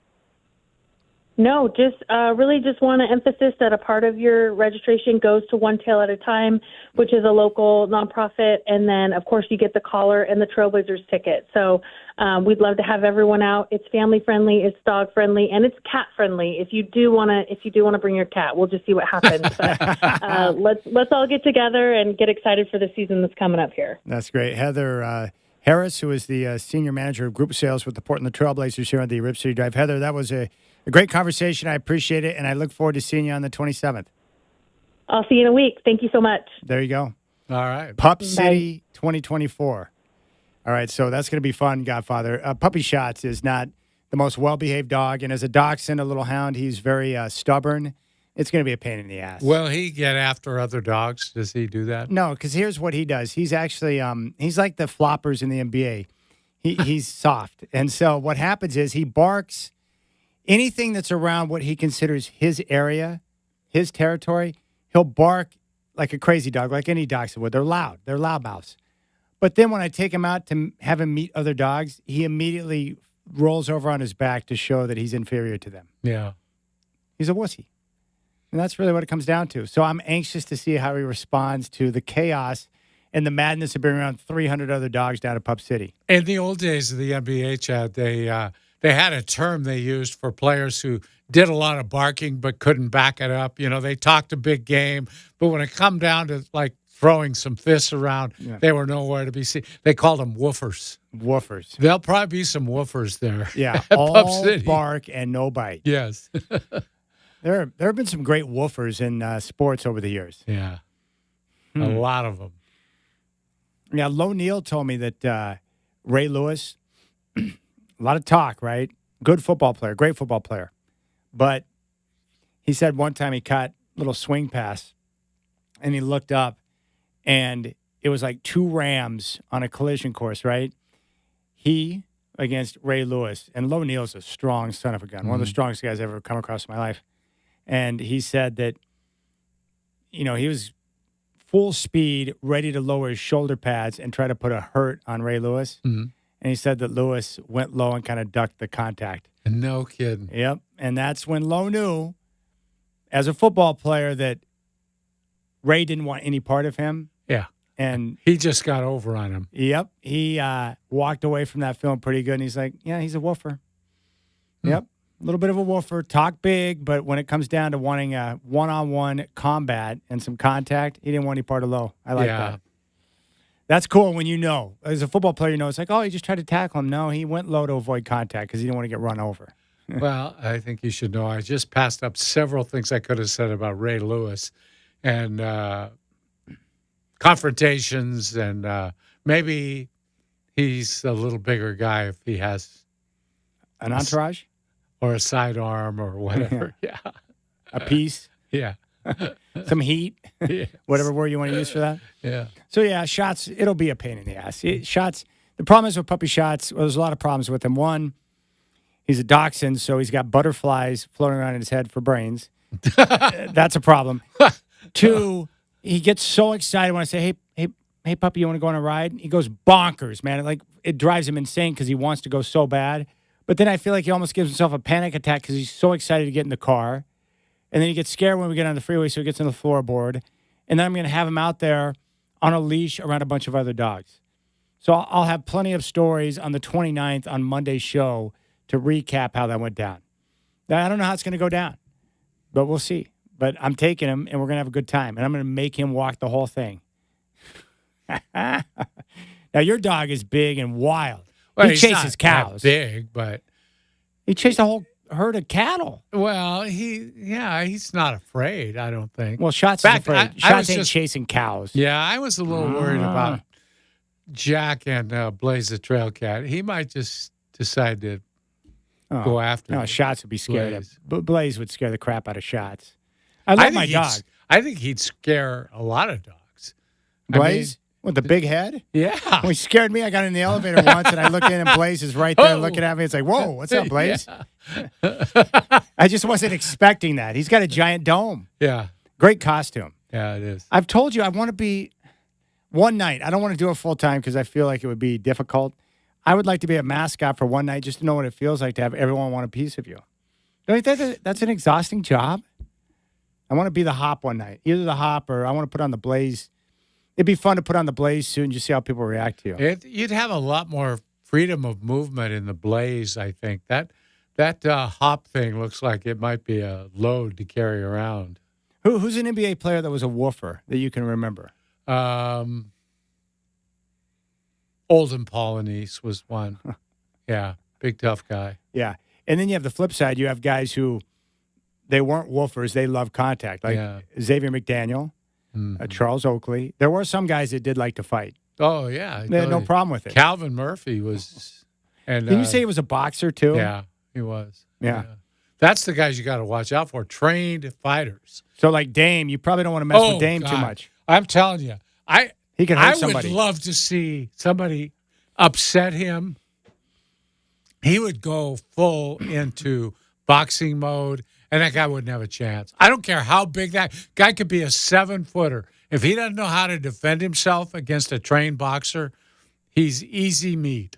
He would end up on the floor on his back with his eyes closed. Well, who would be the player most likely to get Dame to snap and then showcase some of his boxing skills? Russ? Chris Paul? I would have said Pat Beverly. Pat Beverly? He's going to Israel. He's playing in Israel next year. Did you see is? that? $2 million he's going to get over Good there. for him. Supposedly. Good for you, partner. Yeah. I would say those three. Russ, Pat Bev, and Pat Bev's probably number one. And then Chris Paul. Remember when Chris Paul took that meaningless layup to hit the record down in Houston, and Dame walked over to him and was like, what'd that get you, dumbass? I just worry about the state of the world with Pat Beverly headed toward Israel. That conflict may not get settled over there for a while with him standing around. If Dennis Rodman can hang out with that fat guy over in North Korea, the pig, if he can hang out with the pig in North Korea, I'm okay with Pat Bev chilling over there in Israel.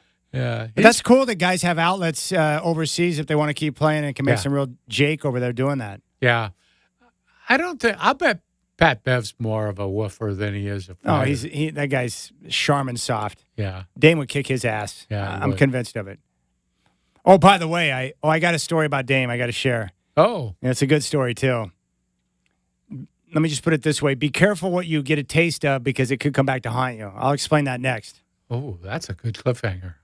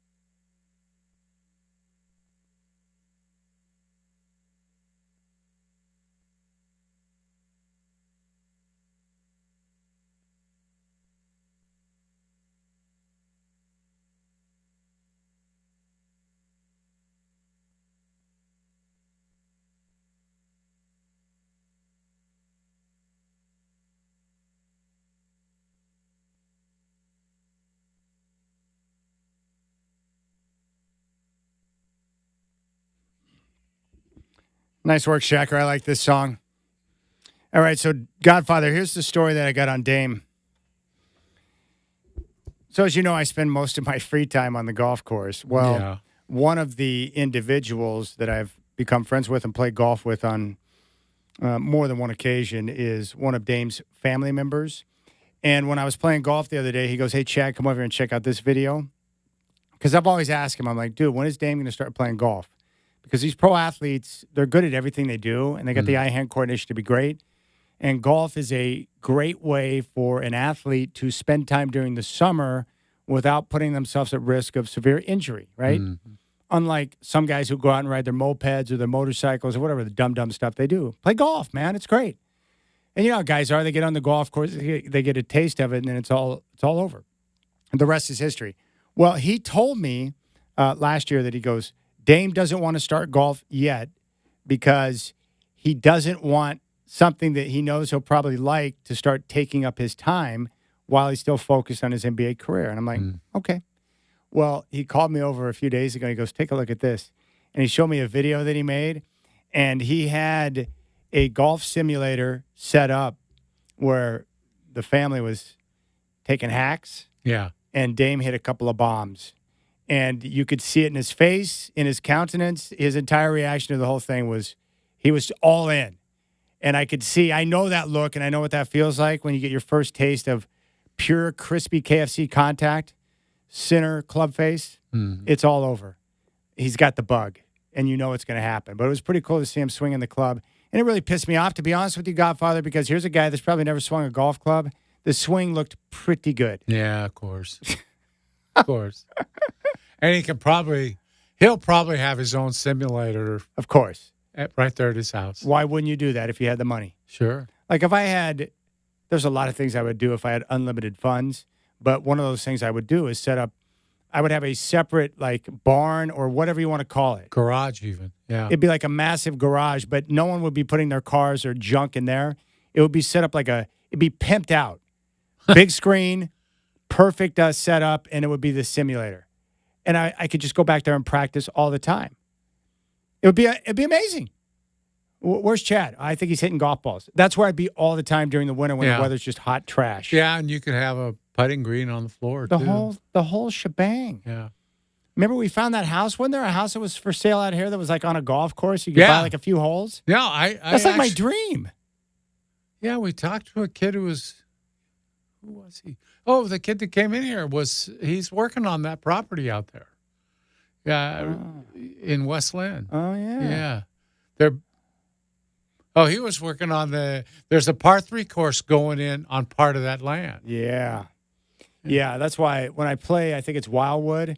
I think the owner's house is like up above, like on hole number 16. Oh, really? Yeah. Dude, if I lived in that crib, I'd be out there on the course every evening. I'd get a couple of holes in. Mm-hmm. So anyways, look out. If Dame's NBA numbers start to suffer, then we know what's happening. He's investing way too much time in golf. Golf is dangerous because once you get hooked, it's like a really bad drug or a mistress or something to where you can't get it out of your system. You just need to continue to play. Yeah. I got a lesson coming up on Saturday. Very nice. Yeah, I got it. Do they just take you right outdoors there at the club? Well, they have a barn there, and with so you all get a little bit of privacy then. Well, yeah, and everything's set up, all the machinery, to record you and to measure how far you hit. All that stuff is there, and you're under shelter so you can get a lesson in the winter or whatever you want. And they've also got all the clubs in there. Like Nancy's looking for a new driver. Yeah. And she'll go in there and try just about every driver that's made. Oh, well, we finished second.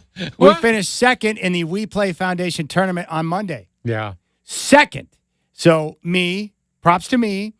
Props to you. Yes, props to me. Alex Nelson, Scott Belt, and Kyle Nishida, my former producer. We put the team together. And we came in second, and we were on fire. We had 2 eagles, 3 pars, and the rest birdies. And I thought for sure that we would be in contention, not to win, but I thought as the round was progressing, I thought, okay, we're going to be pretty good here. We thought we had won the tournament, and then we came to find out that Ryan DiPaolo, former Duck, and his group, they were 20 under. And apparently they were on fire. But we put ourselves in contention. We parred the last 2 holes, so it was like we were double barreling them because we're like, crapola. We couldn't. We had a couple of tough putts that we just couldn't get to go down. So it's a 4-person scramble. Is that what it was? Yeah. Yeah. And what was great, it was one of those rare scrambles where, well, everyone was hitting well, swinging well, hitting well. It was perfect. Everyone you need to contributed match throughout the up round. too. You got to have some long hitters, and you got to have some putters. Yeah. Scott Belt was that guy. Never met him. Apparently, he listens to us all the time. Great guy. Some type of business dude. He's got multiple businesses. You know, I'm not smart enough to understand such discussions. He explained it to me. I was like, okay, that's too much for me to handle, but yeah, good for you. Yeah, you make money. That's nice. But he had a couple of bombs. His drives, 285, hit one 290, hit one over 300. He had a couple of nice bombs. Once he got the driver straightened out, took about 3 holes, and then finally he was on point. But Kyle Nishida can swing it. So it was a very productive afternoon. When you get 4 guys who can play, and so you're getting 4 cracks at every shot, the potential's there to score very low. It was a blast. Obviously. Oh, it was hot, too. And by the way, I don't like to ride in carts. That's like not my thing. I think it's a wussy way to handle it. But the cart was perfect for Monday because it was blistering hot outside. So when you're sitting in the cart and you're shaded by the cart, I didn't feel gassed at the end of the round, which was very nice. Did not expect that. The cart was a savior, so that was very nice. And then, I'm going down to visit my boy Steve this weekend down in Vegas. I've got a tee time at Santa Golf Club at 8:18 on Saturday. I checked the extended forecast. 113 degrees, the scheduled high. I'll be riding in a cart on Saturday, too, by the way. Yeah. Along with plenty of fluids. Now, didn't you tell me Steve doesn't play? Is that right? Yeah, he thinks the game's too hard. Yeah. Well, it is too hard. Yeah. That's why you play it, I guess. But some guys go out there. Does he go with you? No. He's not going to go. No, he's going to be. I told you he's retired, but he got bored and picked up that part-time gig, so he's going to be doing a little bit of work. Yeah. So instead of just sitting around a jack, and I thought I'd go out to the course. I'm going to take my clubs down and get a round in, and hopefully I won't die in the heat. And then I'll get home before he gets done with what he's got going on work-wise, so it should work out perfectly. I told you I went down. We were going to watch the Tyson fight, but then they. Most boxing matches, like, oh, yeah, we can't do that. We're going to reschedule.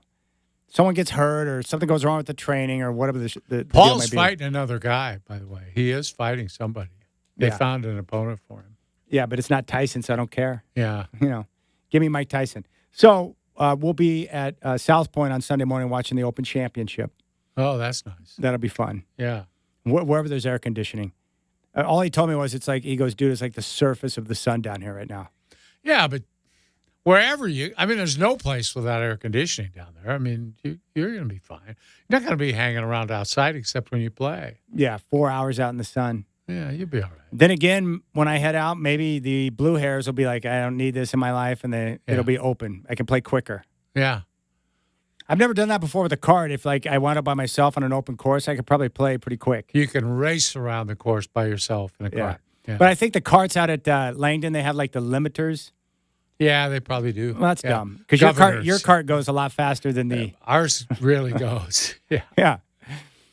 You should have a speedometer on your cart, man. It moves pretty good. I got to drive it a couple of times when Nancy and I during that crappy weather day. Yeah, it sucked. I would like to see us. We should stage some kart races out there with the people who own their own carts. That would be kind of fun to have some sprints. Oh, gosh, it'd be great. Yeah. If we could do it like the movie, like that Jackass movie where they're like doing stunts and crashing their golf carts. All right, we'll keep things rolling here on the show. Hope you're enjoying your, spectacular Wednesday afternoon.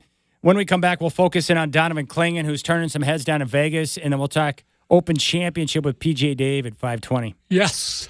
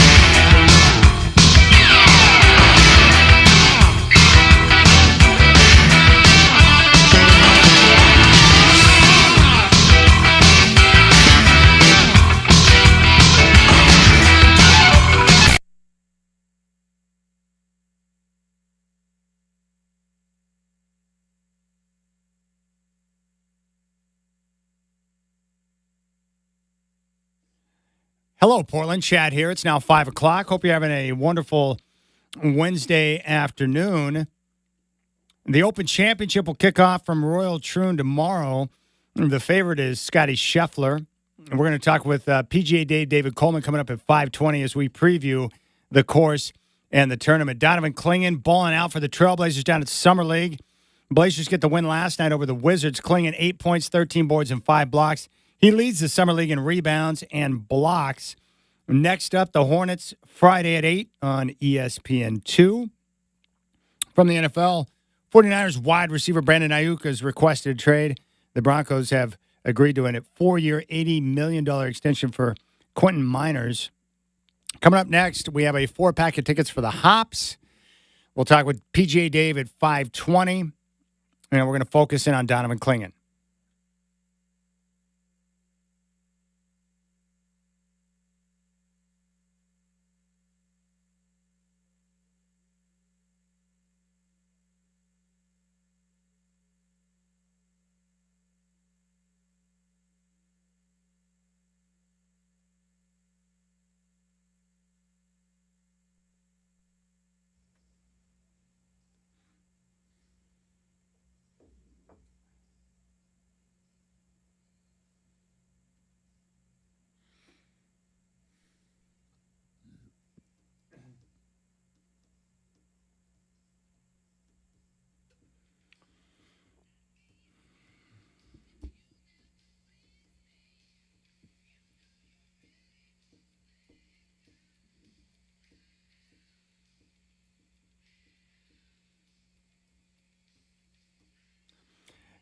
All right, my friends, the Hillsboro Hops will be taking on Vancouver July 24th, 1 week from tonight, over at Hillsboro Ballpark. If you'd like to go, we have a 4-pack of tickets. You'll sit in the Rip City Radio row. So call right now at 503-248-0620. Baseball fans, we want to hear from you. 503-248-0620. Call now, and you'll receive a 4-pack of tickets to see the Hillsboro Hops take on Vancouver. 503-248-0620. And speaking of baseball, Godfather, we'll get to Clingan in just a moment, but I want to play this. This is Mitch Canham, I believe in Cleveland, talking about the number 1 overall pick, Travis Bazzana. Yeah, they set up an interview with Mitch from Cleveland, and he filled him up with pretty good stuff.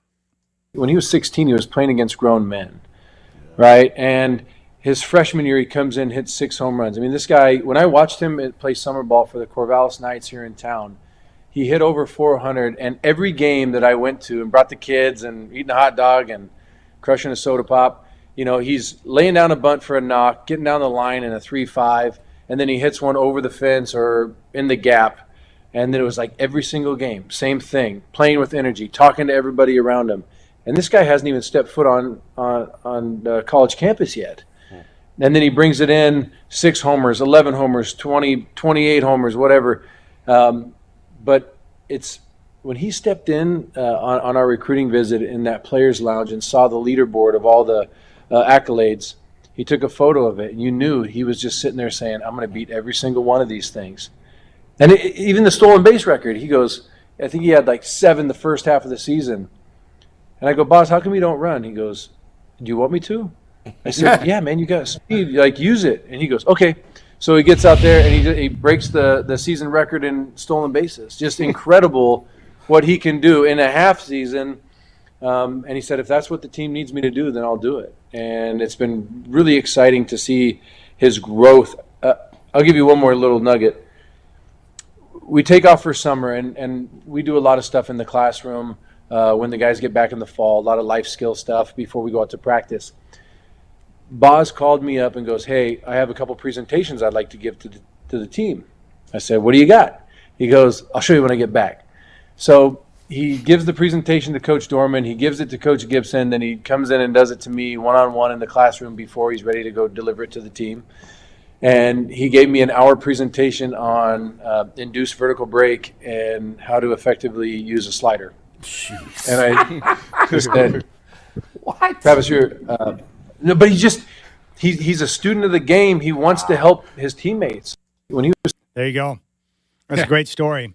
He's going to be a great clubhouse guy. Oh, gosh. All you hear about him is how bright he is, how smart he is, but how into his teammates he is and helping them and winning. He's all about winning. Yeah. He sounds like a guy that's willing to do naked pull-ups if it will somehow get his team off a slump, and I like that. What, you like naked pull-ups? I do. Like that? I think it was Johnny Damon that used to do naked pull-ups in the clubhouse. Can you imagine walking in some guy's butt naked doing pull-ups? Chad, I spent several of my childhood years as a clubhouse boy for a You've AAA seen it baseball all. team. Things I've seen in the clubhouse, I can't even relate anymore. Did you ever see any of the guys sneaking girls back there? No. Interesting. I heard stories, but I wasn't party to any of that, and I refused to acknowledge playing any role in it. I was just afraid maybe you walked in on Sweet Lou or one of the guys, like right in the middle of a encounter. Much like Frank Burkowski, when he was down there with the Lakers, and he shared that story about walking in to one of the offices down there with the Lakers, and Mike Tyson was involved with one of the secretaries. And he said he walked in the room, and Mike looked back and goes, "Oh, hey, can you please just give us a second?" Yeah. No problem, Mike. You take your time, my friend. I can remember some Sunday afternoon games where there'd be a player not there, and I'd get called over by one of the other players and said, "Hey, would you mind running down the street to the hotel?" Because a lot of these guys stayed in hotels all summer, even at home. Yeah. You're going to run down the hotel and knock on the door in 5:03 and tell him to get his ass down to the ballpark? It'd be like an hour and a half before game time, and somebody's still in there. Good gracious. Who was it? Was it Mickey Mantle that used to get favors underneath the stands? They say he did, yes. That's what they say. Gosh. Shenanigans, Godfather. Shenanigans. There was shenanigans all over the place. That was pretty wild times. Well, good. I'm glad you have not had that type of encounter throughout your young baseball career as a clubby. It did. It warped me. Some of the things I heard. Well, of course, especially with the way they look at women or their talks about women or whatever. I think I've related some of that to you. It did definitely affect the way I related to the opposite sex. Well, especially if you're young and you haven't really been around too many women at the time, and then you're all of a sudden getting Sweet Lou and the baseball guys to break it down for you. You must have been like, what in the world are they talking about? Yeah, What's going on? Really? You really did that? Yeah. I don't understand that. All right, Donovan Clingan turning heads down at Summer League, Godfather. What do you like with what you see from him so far? Well, there's a lot to like, Chad. I think his competitive spirit, obviously, because you see him at the end of games, that he's turned it up a notch in the last 2 or 3 minutes of a game, and he wants to be a part of whatever's getting done to win that game. And I see him out at the three-point line blocking shots. I see him coming down with big rebounds. I see him wanting the ball in the clutch, even though right now they don't seem to have much of a plan of getting him the ball. The guards he's playing with are not really good at looking for him on the pick and roll. They kind of put their heads down and go to the basket or take a jump shot. So I see a lot of things that I believe will translate into the regular season. I love his demeanor that we've seen so far, the competitiveness. I didn't think he would be in a position to perform well because it's Summer League. It's really a guard game. It's tough on bigs. Yeah. But he's been a standout player down there, and he's doing it with guys who don't have a lot of experience at the guard position. That impresses the heck out of me. And you know what else, Chad? And this is something that there's still a few players on the Portland roster I'm not sure about. I'm real sure this guy likes to play basketball. He likes being a basketball player, and he likes playing hard. And that comes through, and that's a great thing to see. Some of the other guys, they coast through. You know, you're never quite sure. Do they really want to put their head down and grind this thing? Because you've got to grind in the NBA, and it's very important. He's going to have to do his share of grinding, too, as a big. But he looks ready and willing to do that. The other part that's been impressive so far, and I hope that this translates to the NBA, but the block shots on the perimeter, the impressive foot speed. Like, if he can be one of those guys that defends at all three levels, what a value that's going to be. Yeah. The big problem for the Trailblazers now is how they're going to find ways to get him more playing time throughout the year. because he needs to be on the floor in big moments and get a chance to develop. Yeah, I think they need to clean the center position out a little bit. I think he needs to play. I think he needs to start. Now, it probably won't end up that way. I would love to see him playing against the best centers in the league. I think that's where you really learn. And this is a team that can afford to do that because they're not going to be concerned about winning games. Let him get the experience. Let him make his mistakes. He looks like the kind of guy that might make a mistake but not repeat it anytime soon. It's early, but they may have found a guy here. Yeah. They may have found a guy. Yeah, and we're not going overboard on him. We're not going to allow ourselves to do that yet. He just has a lot of little things where you're like, ooh, that could translate. Mm-hmm. That could translate. Mm-hmm. His demeanor's good. He comes out of a program where he was coached hard. I'm hearing good things about him from other people who are down there, too. People seem to like him. I believe he will be, in this year where there isn't that dominant number 1 or number 2 pick. Rookie of the Year candidate? I think he's going to be in the conversation. Yes. How big would that be? Yeah. You know, for the Blazers For who this are looking franchise? Oh, my. They're looking for bright spots right now. Yeah. As they go through this continued transition. But if he emerges and wins Rookie of the Year, and then all of a sudden you're like, we got Scoot, we got Shaden, we got Klingon. That's something the fan base can latch on to. Good young talent that you believe's got a chance to be difference makers. But would you prefer that he starts? You clear out the center position, he starts at center all year? I would like him to start. Absolutely. I just think that's the only way you guarantee he's playing against quality centers. I don't want to see him play against backup centers. I don't know that that's going to do him any good. Throw him out there against the best centers in the league. Where he's got to defend Anthony Davis, Rudy Gobert, all those guys. Yeah, he'll learn his lessons. Some of them the hard way, but Jokic. He'll learn. Yeah, Jokic. Absolutely. That's an education right there. Uh-huh. I'm pumped, man. I like what I see. Yeah. I really do. Yeah. We are seeing the reemergence of the American-born white big right before our very eyes. Never thought I'd see this in my lifetime again, but it's happening, and it's a beautiful thing. So man, he's been good. His defense looks special. What about the offense, though? They can work with that, right? You were telling me you like the mechanics of his shot. He just needs more time putting up shots, and he'll be fine. Yeah, I think he'll be fine. And it has a lot to do with who he's playing with, Chad. He's not getting the ball at his spots right now. Yeah. Not nearly enough. I think he's a low post guy right now. He posts up. Sometimes he gets the ball. Sometimes he doesn't. He'll get double-teamed more in the summer because he's a dominant summer league player. So they're not going to let him shoot one-on-one stuff. They're going to come down on him and try to get him from the backside. So I think he's going to be okay offensively. It's going to take time. You know, it's not going to be an overnight thing because he wasn't used offensively in college. Okay, we're going to come back. Oh, by the way, tomorrow, if you're looking for tickets for the Big Three this Saturday at Moda Center, 1 o'clock tip, we'll have more tickets to give away tomorrow on the Rip City Drive. Yeah. Because Dwight and I care about people, and we want to help you. It's all about the peeps. There's no question, Chad. We're givers. That's what we are. That's the best way to describe me. I would rather give pleasure than to receive pleasure. That's how I operate. That's just how I roll, man. I don't think you have to use the show to try to get dates, Chad. I'm not trying to get dates. Okay. Dude, I could use the show. I could use whatever. It's not happening. Okay.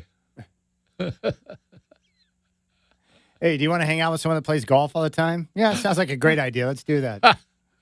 But you do like to give pleasure. You said that. I do. This is a good song here. Thank you, Shacker. A little Hall & Oates for you. Oh, please sing, No, I'm Chad. not doing it. Yeah, he's got tape rolling on this. Go ahead. All right, we'll come back. We got to preview this Open Championship. Speaking of golf, I'll tell you one thing. I don't want to be at a pop bunker, Godfather. No. Those holes are bigger than the ones on Greg Popovich's face. I don't need that. Oh, God. I got a better chance of hitting out one of the pocks on Pop's face than I do one of those pop bunkers over at Royal Troon. We'll talk with PJ Dave.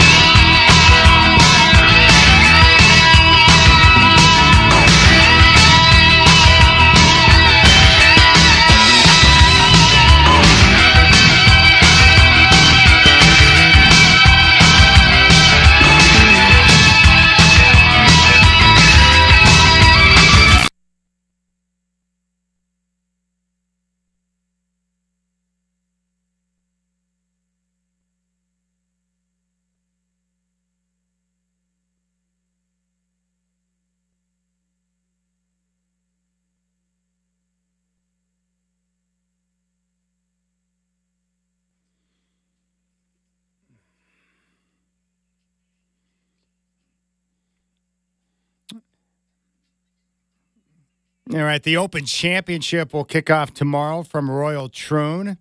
And joining us to talk about it is our golf insider, our PGA insider. We call him PGA Dave, but it's David Coleman who's back. What's up, PGA Dave? Hey, guys. Thanks for having me back on. Excited for the final major of the year, and should be a great test this week at Royal Troon. Oh, no doubt. All right, tell us about this golf course. What jumps out at you about Royal Troon, David? I think the biggest thing about it is the bunkers, Chad. I mean, these bunkers are so difficult and penal if you get in them. There's so many of them on the golf course, and they're all in play. And I think if the wind really it whips up there, it can really be a huge factor. These bunkers are so hard to hit over. You can't just fly it over them because they've lengthened the golf course over the years. And then I think the tough thing about playing links golf is not only are you trying to keep the ball close to the ground, but the problem is you get a lot of these crosswinds, so you can't control your ball flight in these crosswinds. So it's a very challenging test, and there's some real teeth to the golf course, especially like that 11th hole that goes up against the railroad there, that long par 4, almost 500 yards. So, yeah, it's a heck of a course, man. I mean, there's no doubt that the bunkers are going to be a huge factor this week, and I think it's going to be interesting to see because we've had a lot of different winners at this course, so I think it's going to be fun to watch. Dave, I've never been over there, and I know nothing about. They have a rotation of these courses that they use. Could this one be the toughest? Is it toughest of all those? I don't know. It's hard to say. I think it all comes down to weather, Dwight. I think, it's really hard to say which one is the toughest because I think if the weather's like a few years ago, people always used to say that like St. George's was the toughest because it was so quirky, and then Morikawa went out there and played so well there and just torched that place. So I think the weather is such a factor the week of the tournament. If the weather is good, like remember back in 2006 when Tiger didn't even use a driver really at Royal Liverpool when he won, and he won by quite a bit. So, and then we've seen other years where the weather is not great, and even par looks like a great score. So it really comes down to the weather more than any other golf tournament, I think, and that's why it's so unique, and that's why you see some different winners like a Ben Curtis and a Ian Baker Finch and a Paul Lowry, and then some years when the weather is good, we've seen the bigger names do really well over there. We're talking with PGA David Coleman previewing the Open Championship. Have you ever been in a pot bunker? I have never been. I've never played overseas, but I've been in bunkers like that. Like on a couple Pete Dye courses. Because Pete Dye took a lot of the concepts that you've seen from Scotland, and he kind of incorporated them into some of his courses, especially with the bunkering. And I mean, Greg Norman kind of did the same thing with bunkering as well on some of his golf courses that he designed. So I've been in bunkers that are similar to that. And I'll tell you one thing, if you get it where you don't have a stance, you might have to putt the ball sideways. You might have to chip it out, blast it out. And you'll see that on some of the court. Like next year when we have the U.S. Open at Oakmont, you'll see how deep some of these bunkers can get. So you have versions of that here in America, Chad, but I don't think you have the bunkers like overseas where it's really looked at as more like a hazard, like, here in the U.S. where if you hit it in a pond or you hit it in a creek or a lake or something like that, that's really their version of like a water hazard over there. How do you hit out of it? It depends on the situation. I think it's all situational.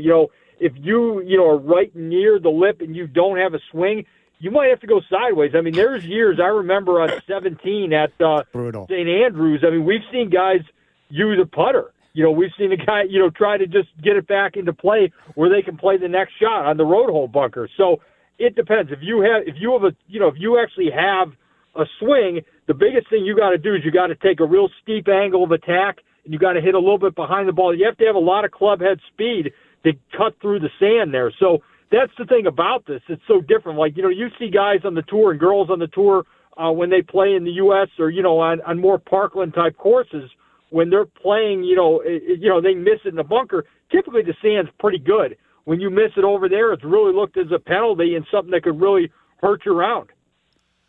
Dave, who does this course favor anybody? I don't really know if it does, Dwight. I think that's the thing. You know, it's so unpredictable because like the last few times we played there, or they played there, I should say. I mean, you look at the different type players that have done well there. I mean, you had, Todd Hamilton winning there, a guy that played for years in Japan and really came over later in his career to the PGA Tour and beat Ernie Els. I mean, Ernie Els is probably, after Tiger and Phil, he's probably the next best player of that generation. So Todd Hamilton won by, kind of like, when it seemed like every time he missed the green, he used, a hybrid or a fairway wood. So he kind of went around there with an interesting game plan, and it worked. And then you look at the battle they had in 2016, where Stenson was able to beat Mickelson there. In a great battle where basically it was two guys that really blew away the rest of the field. And I think to me it was interesting because like Mickelson's a very aggressive player. Stenson's a guy that I always felt like has had a roller coaster of a career. It seemed like when he was on, man, he was almost unbeatable. And then there were times where he would just disappear and he would miss so many cuts in a row and he lost his game and had some issues off the course. So to me, it's a type golf course where I think if there's no wind, I think a guy could probably bomb it over some of these bunkers. I think DeChambeau might try that. But I think to me, a Scheffler, no doubt with his strategy and the way he picks apart golf courses, I think would definitely be a favorite this week. And then a guy that a lot of people have been high on this week too, Aaron Rai, a guy who's been playing well. We saw him do well at the John Deere. We saw him do well in Detroit.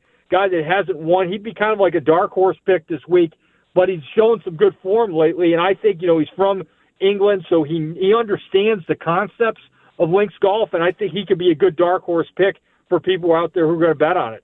All right, Dave, I want to get your reaction. I'm going to play a soundbite. I want your take on it. The fat disaster known as Colin Montgomery suggested last week that Tiger Woods should retire. Here was Tiger's response. Last week from Colin Montgomery, who said, why is he here? He should retire.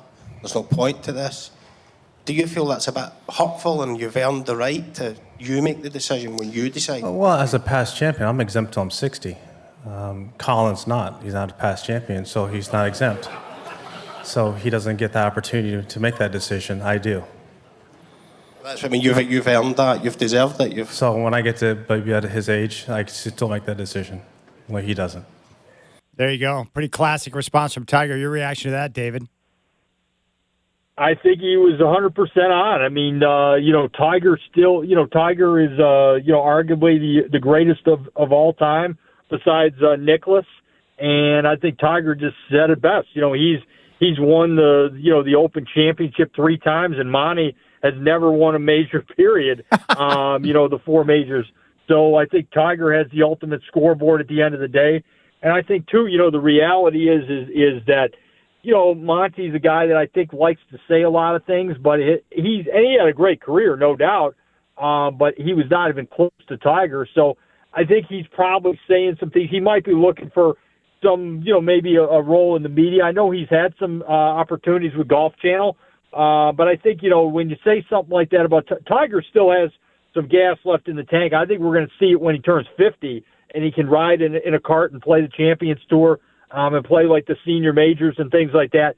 Can he still compete and play against these young guys? Probably not. This might be the best major, though, that he would even have a chance at because the golf courses are so unique and you could play all these different shots that you don't have to play in America. But, yeah, I mean, Tiger's health is a huge question, but for Monty just to spout off like that, I think he's just, I don't know, not the greatest thing. I think, just at the end of the day, trying to cause, a headline and make something bigger than it should be. Okay, I wanted to ask you about Rory McIlroy here. I saw a news conference with him yesterday. The media had him, and he seemed in good spirits. He talked about putting things behind him, and he did make one valid point that I thought, and this is the way I think he has to look at it. He talked about there were several years there in the teens where he wasn't even coming close. And he's saying, well, yeah, I was really disappointed. And he went into how disappointed he really was, changed his phone number even.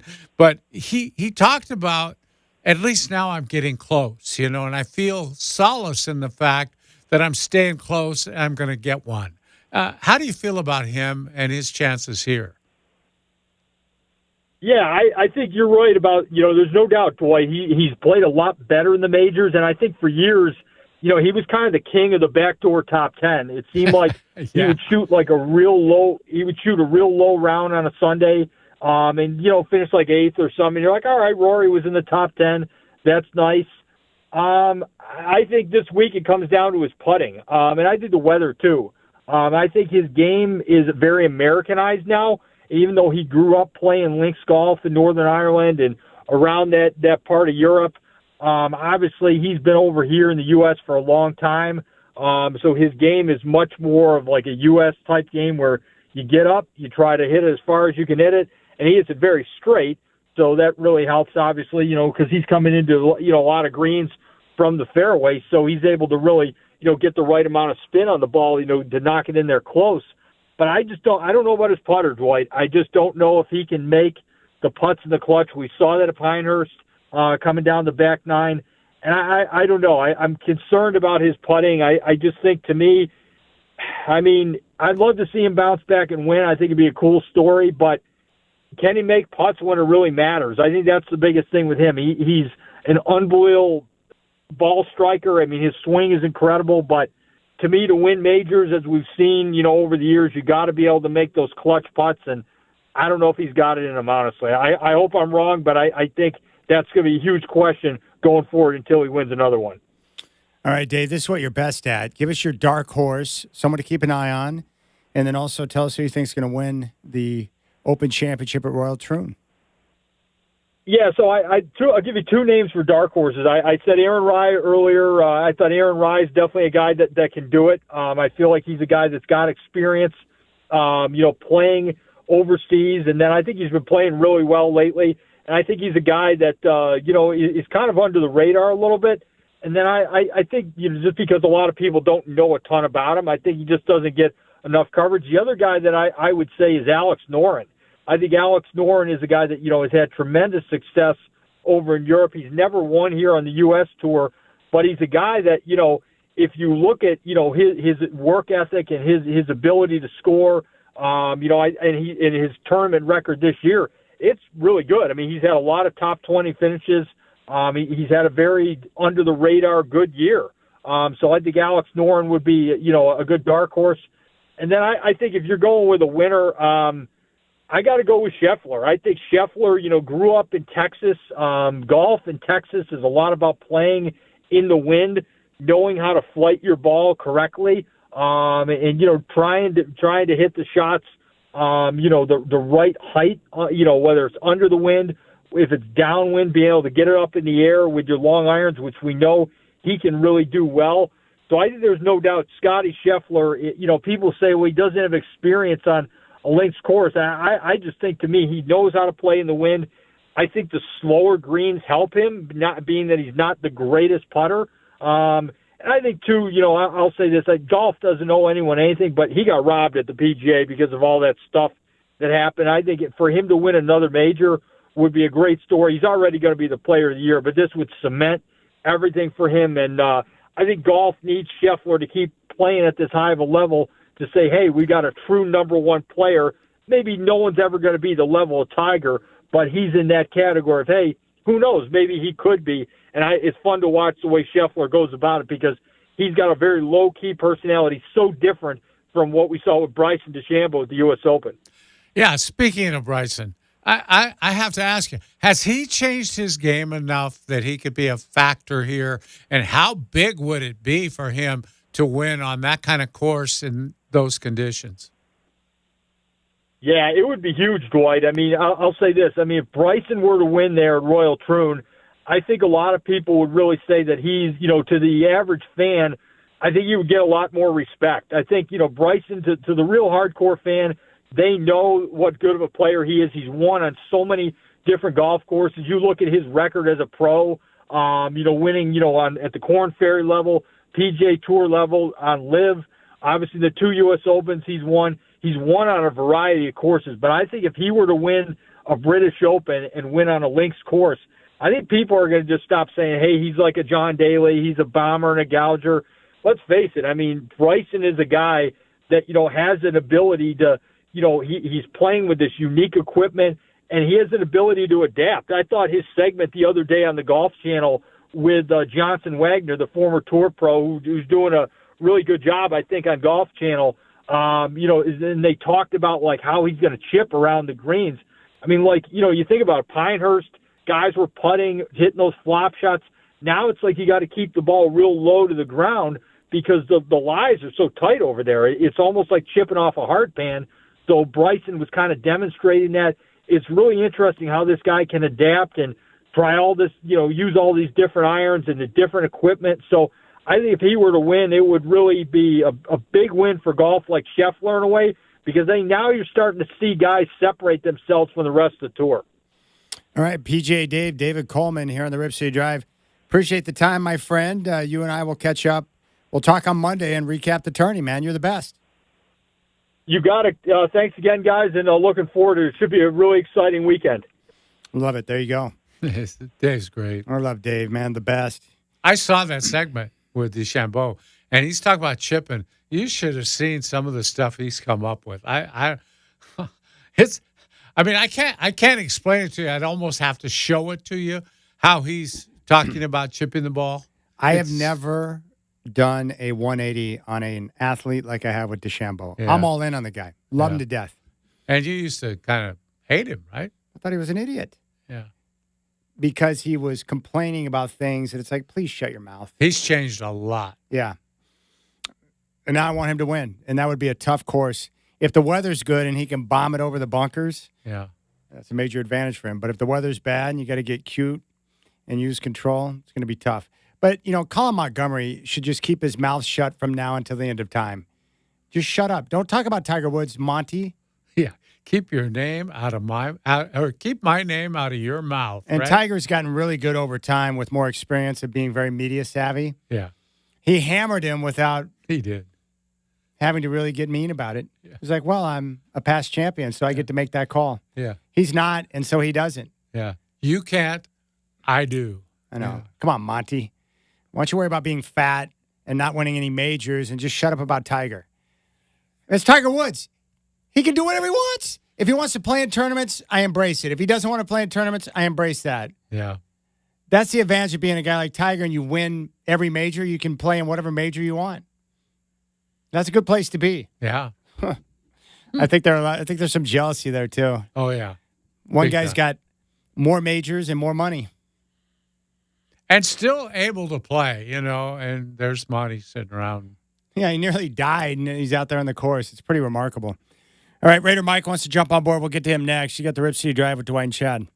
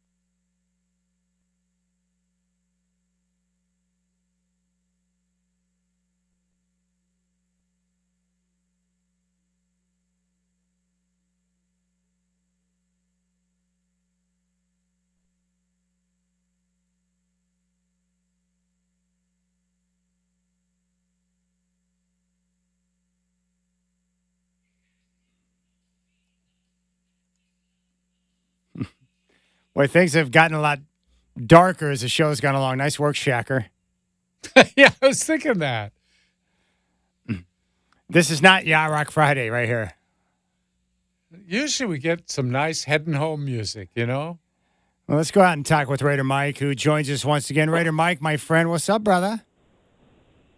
How you doing, my friend? How you doing, Godfather? Good. Thanks for asking. Shaq, thanks for that rat. Lay it down.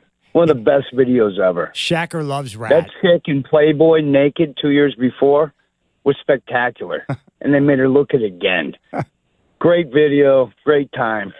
The big hair will never come back. Let's pray. Anyway, golf. Yeah. No, the drummer, Stet Howland.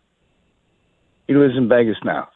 His band Metal Church just got inducted into the Hall of Fame a couple of years ago. Really? His second band, yeah. Oh, that's cool. Yeah, he's a good dude. I used to sing with him on 4 Miles Beach before it got blown into the ocean. Good times. Good times. Anyway, you owe me lunch, shirt, and golf now because you made me drive. I didn't sing Friday night. I disappointed a lot of people to go out there and not be an idiot singing till 2:30 in the morning and play a good round of golf. Well, and Chad doesn't show up because he was injured. I was hurt. The Godfather ran me to the ground. The Godfather and his wife ran me to the ground. And I'm not even joking. I had to go on Operation Shutdown. But let's get another date on the books. What about not this coming weekend, but the following weekend? What day is best for you? Weekend days? Saturday? The Saturday, name the time. Just text me. You got the number, bro. Saturday, I'll be doing. Now, let's get on to sports. Hold on for a second. Settle down. Okay. Saturday the 27th, I'm going to be at Pup City. Can you play on Sunday the 28th? No, I work. Okay. No, it's Saturday or Wednesday. Oh, you can We'll figure it out. You can play on Don't Wednesday. worry about it now. You can play on Wednesdays? Yes. Okay. All right, go ahead. Get on to your sports thoughts Anyway, now. we'll figure that out. All right, now sports talk. This national media thing with Devontae Adams is the most irresponsible reporting and crap I've ever heard.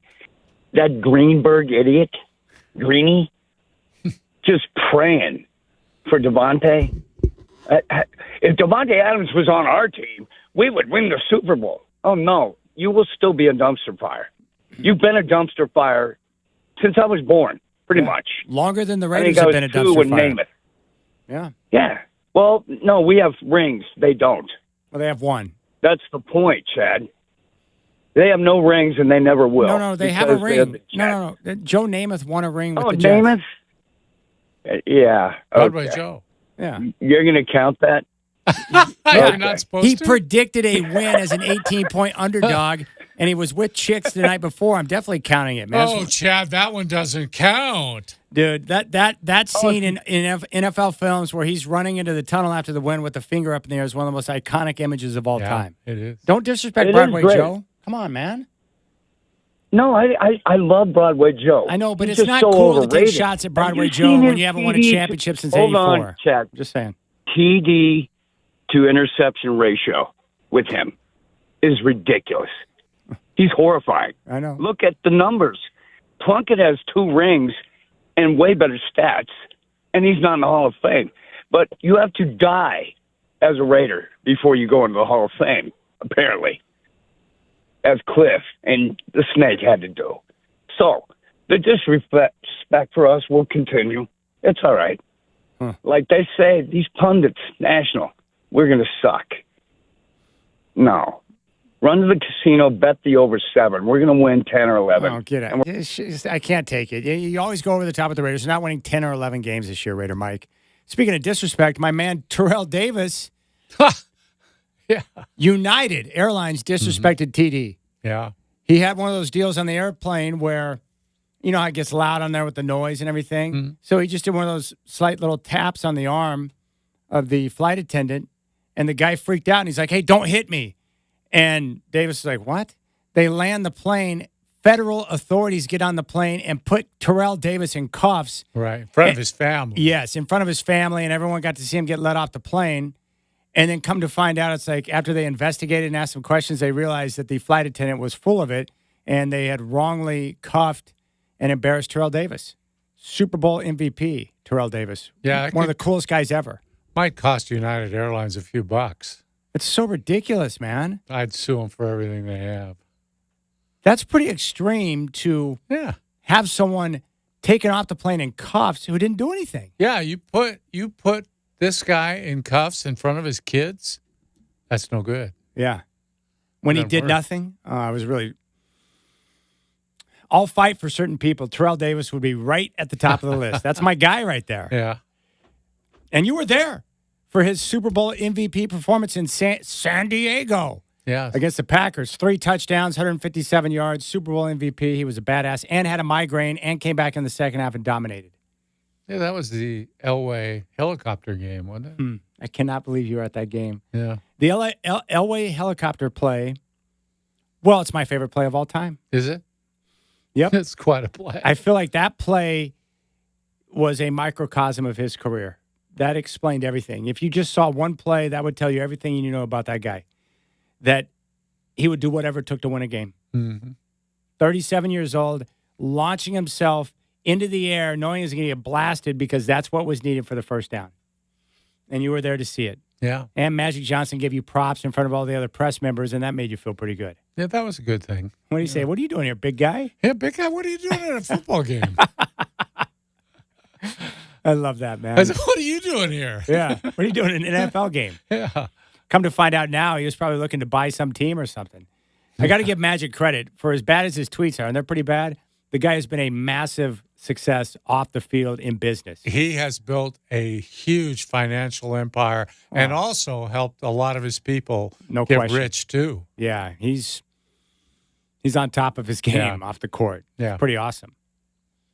Yeah. So the Raiders winning 11 games. There's no way in HE double hockey sticks that's going to happen this year. Doesn't look like it. I don't know where are those going to come from? I don't know. You might need a better quarterback than what with they got. Minshew. I like Minshew, but come on, it's Minshew. Yeah. And I like Devontae Adams. He's a good player, but if you don't have a good quarterback that can deliver the football to him, that's not going to do you any good. Well, I can understand him wanting out of there. Would you? What a mess. Yeah. The Josh McDaniels experiment would have been enough to just push me over the top. I'm out. Yeah.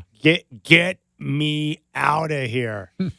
All right, that's going to do it for us. Big thanks to Heather Harris from the Trailblazers for talking Pup City. Coming up on the 27th, PGA Dave for talking a little golf. Michael Shacker for doing what he does.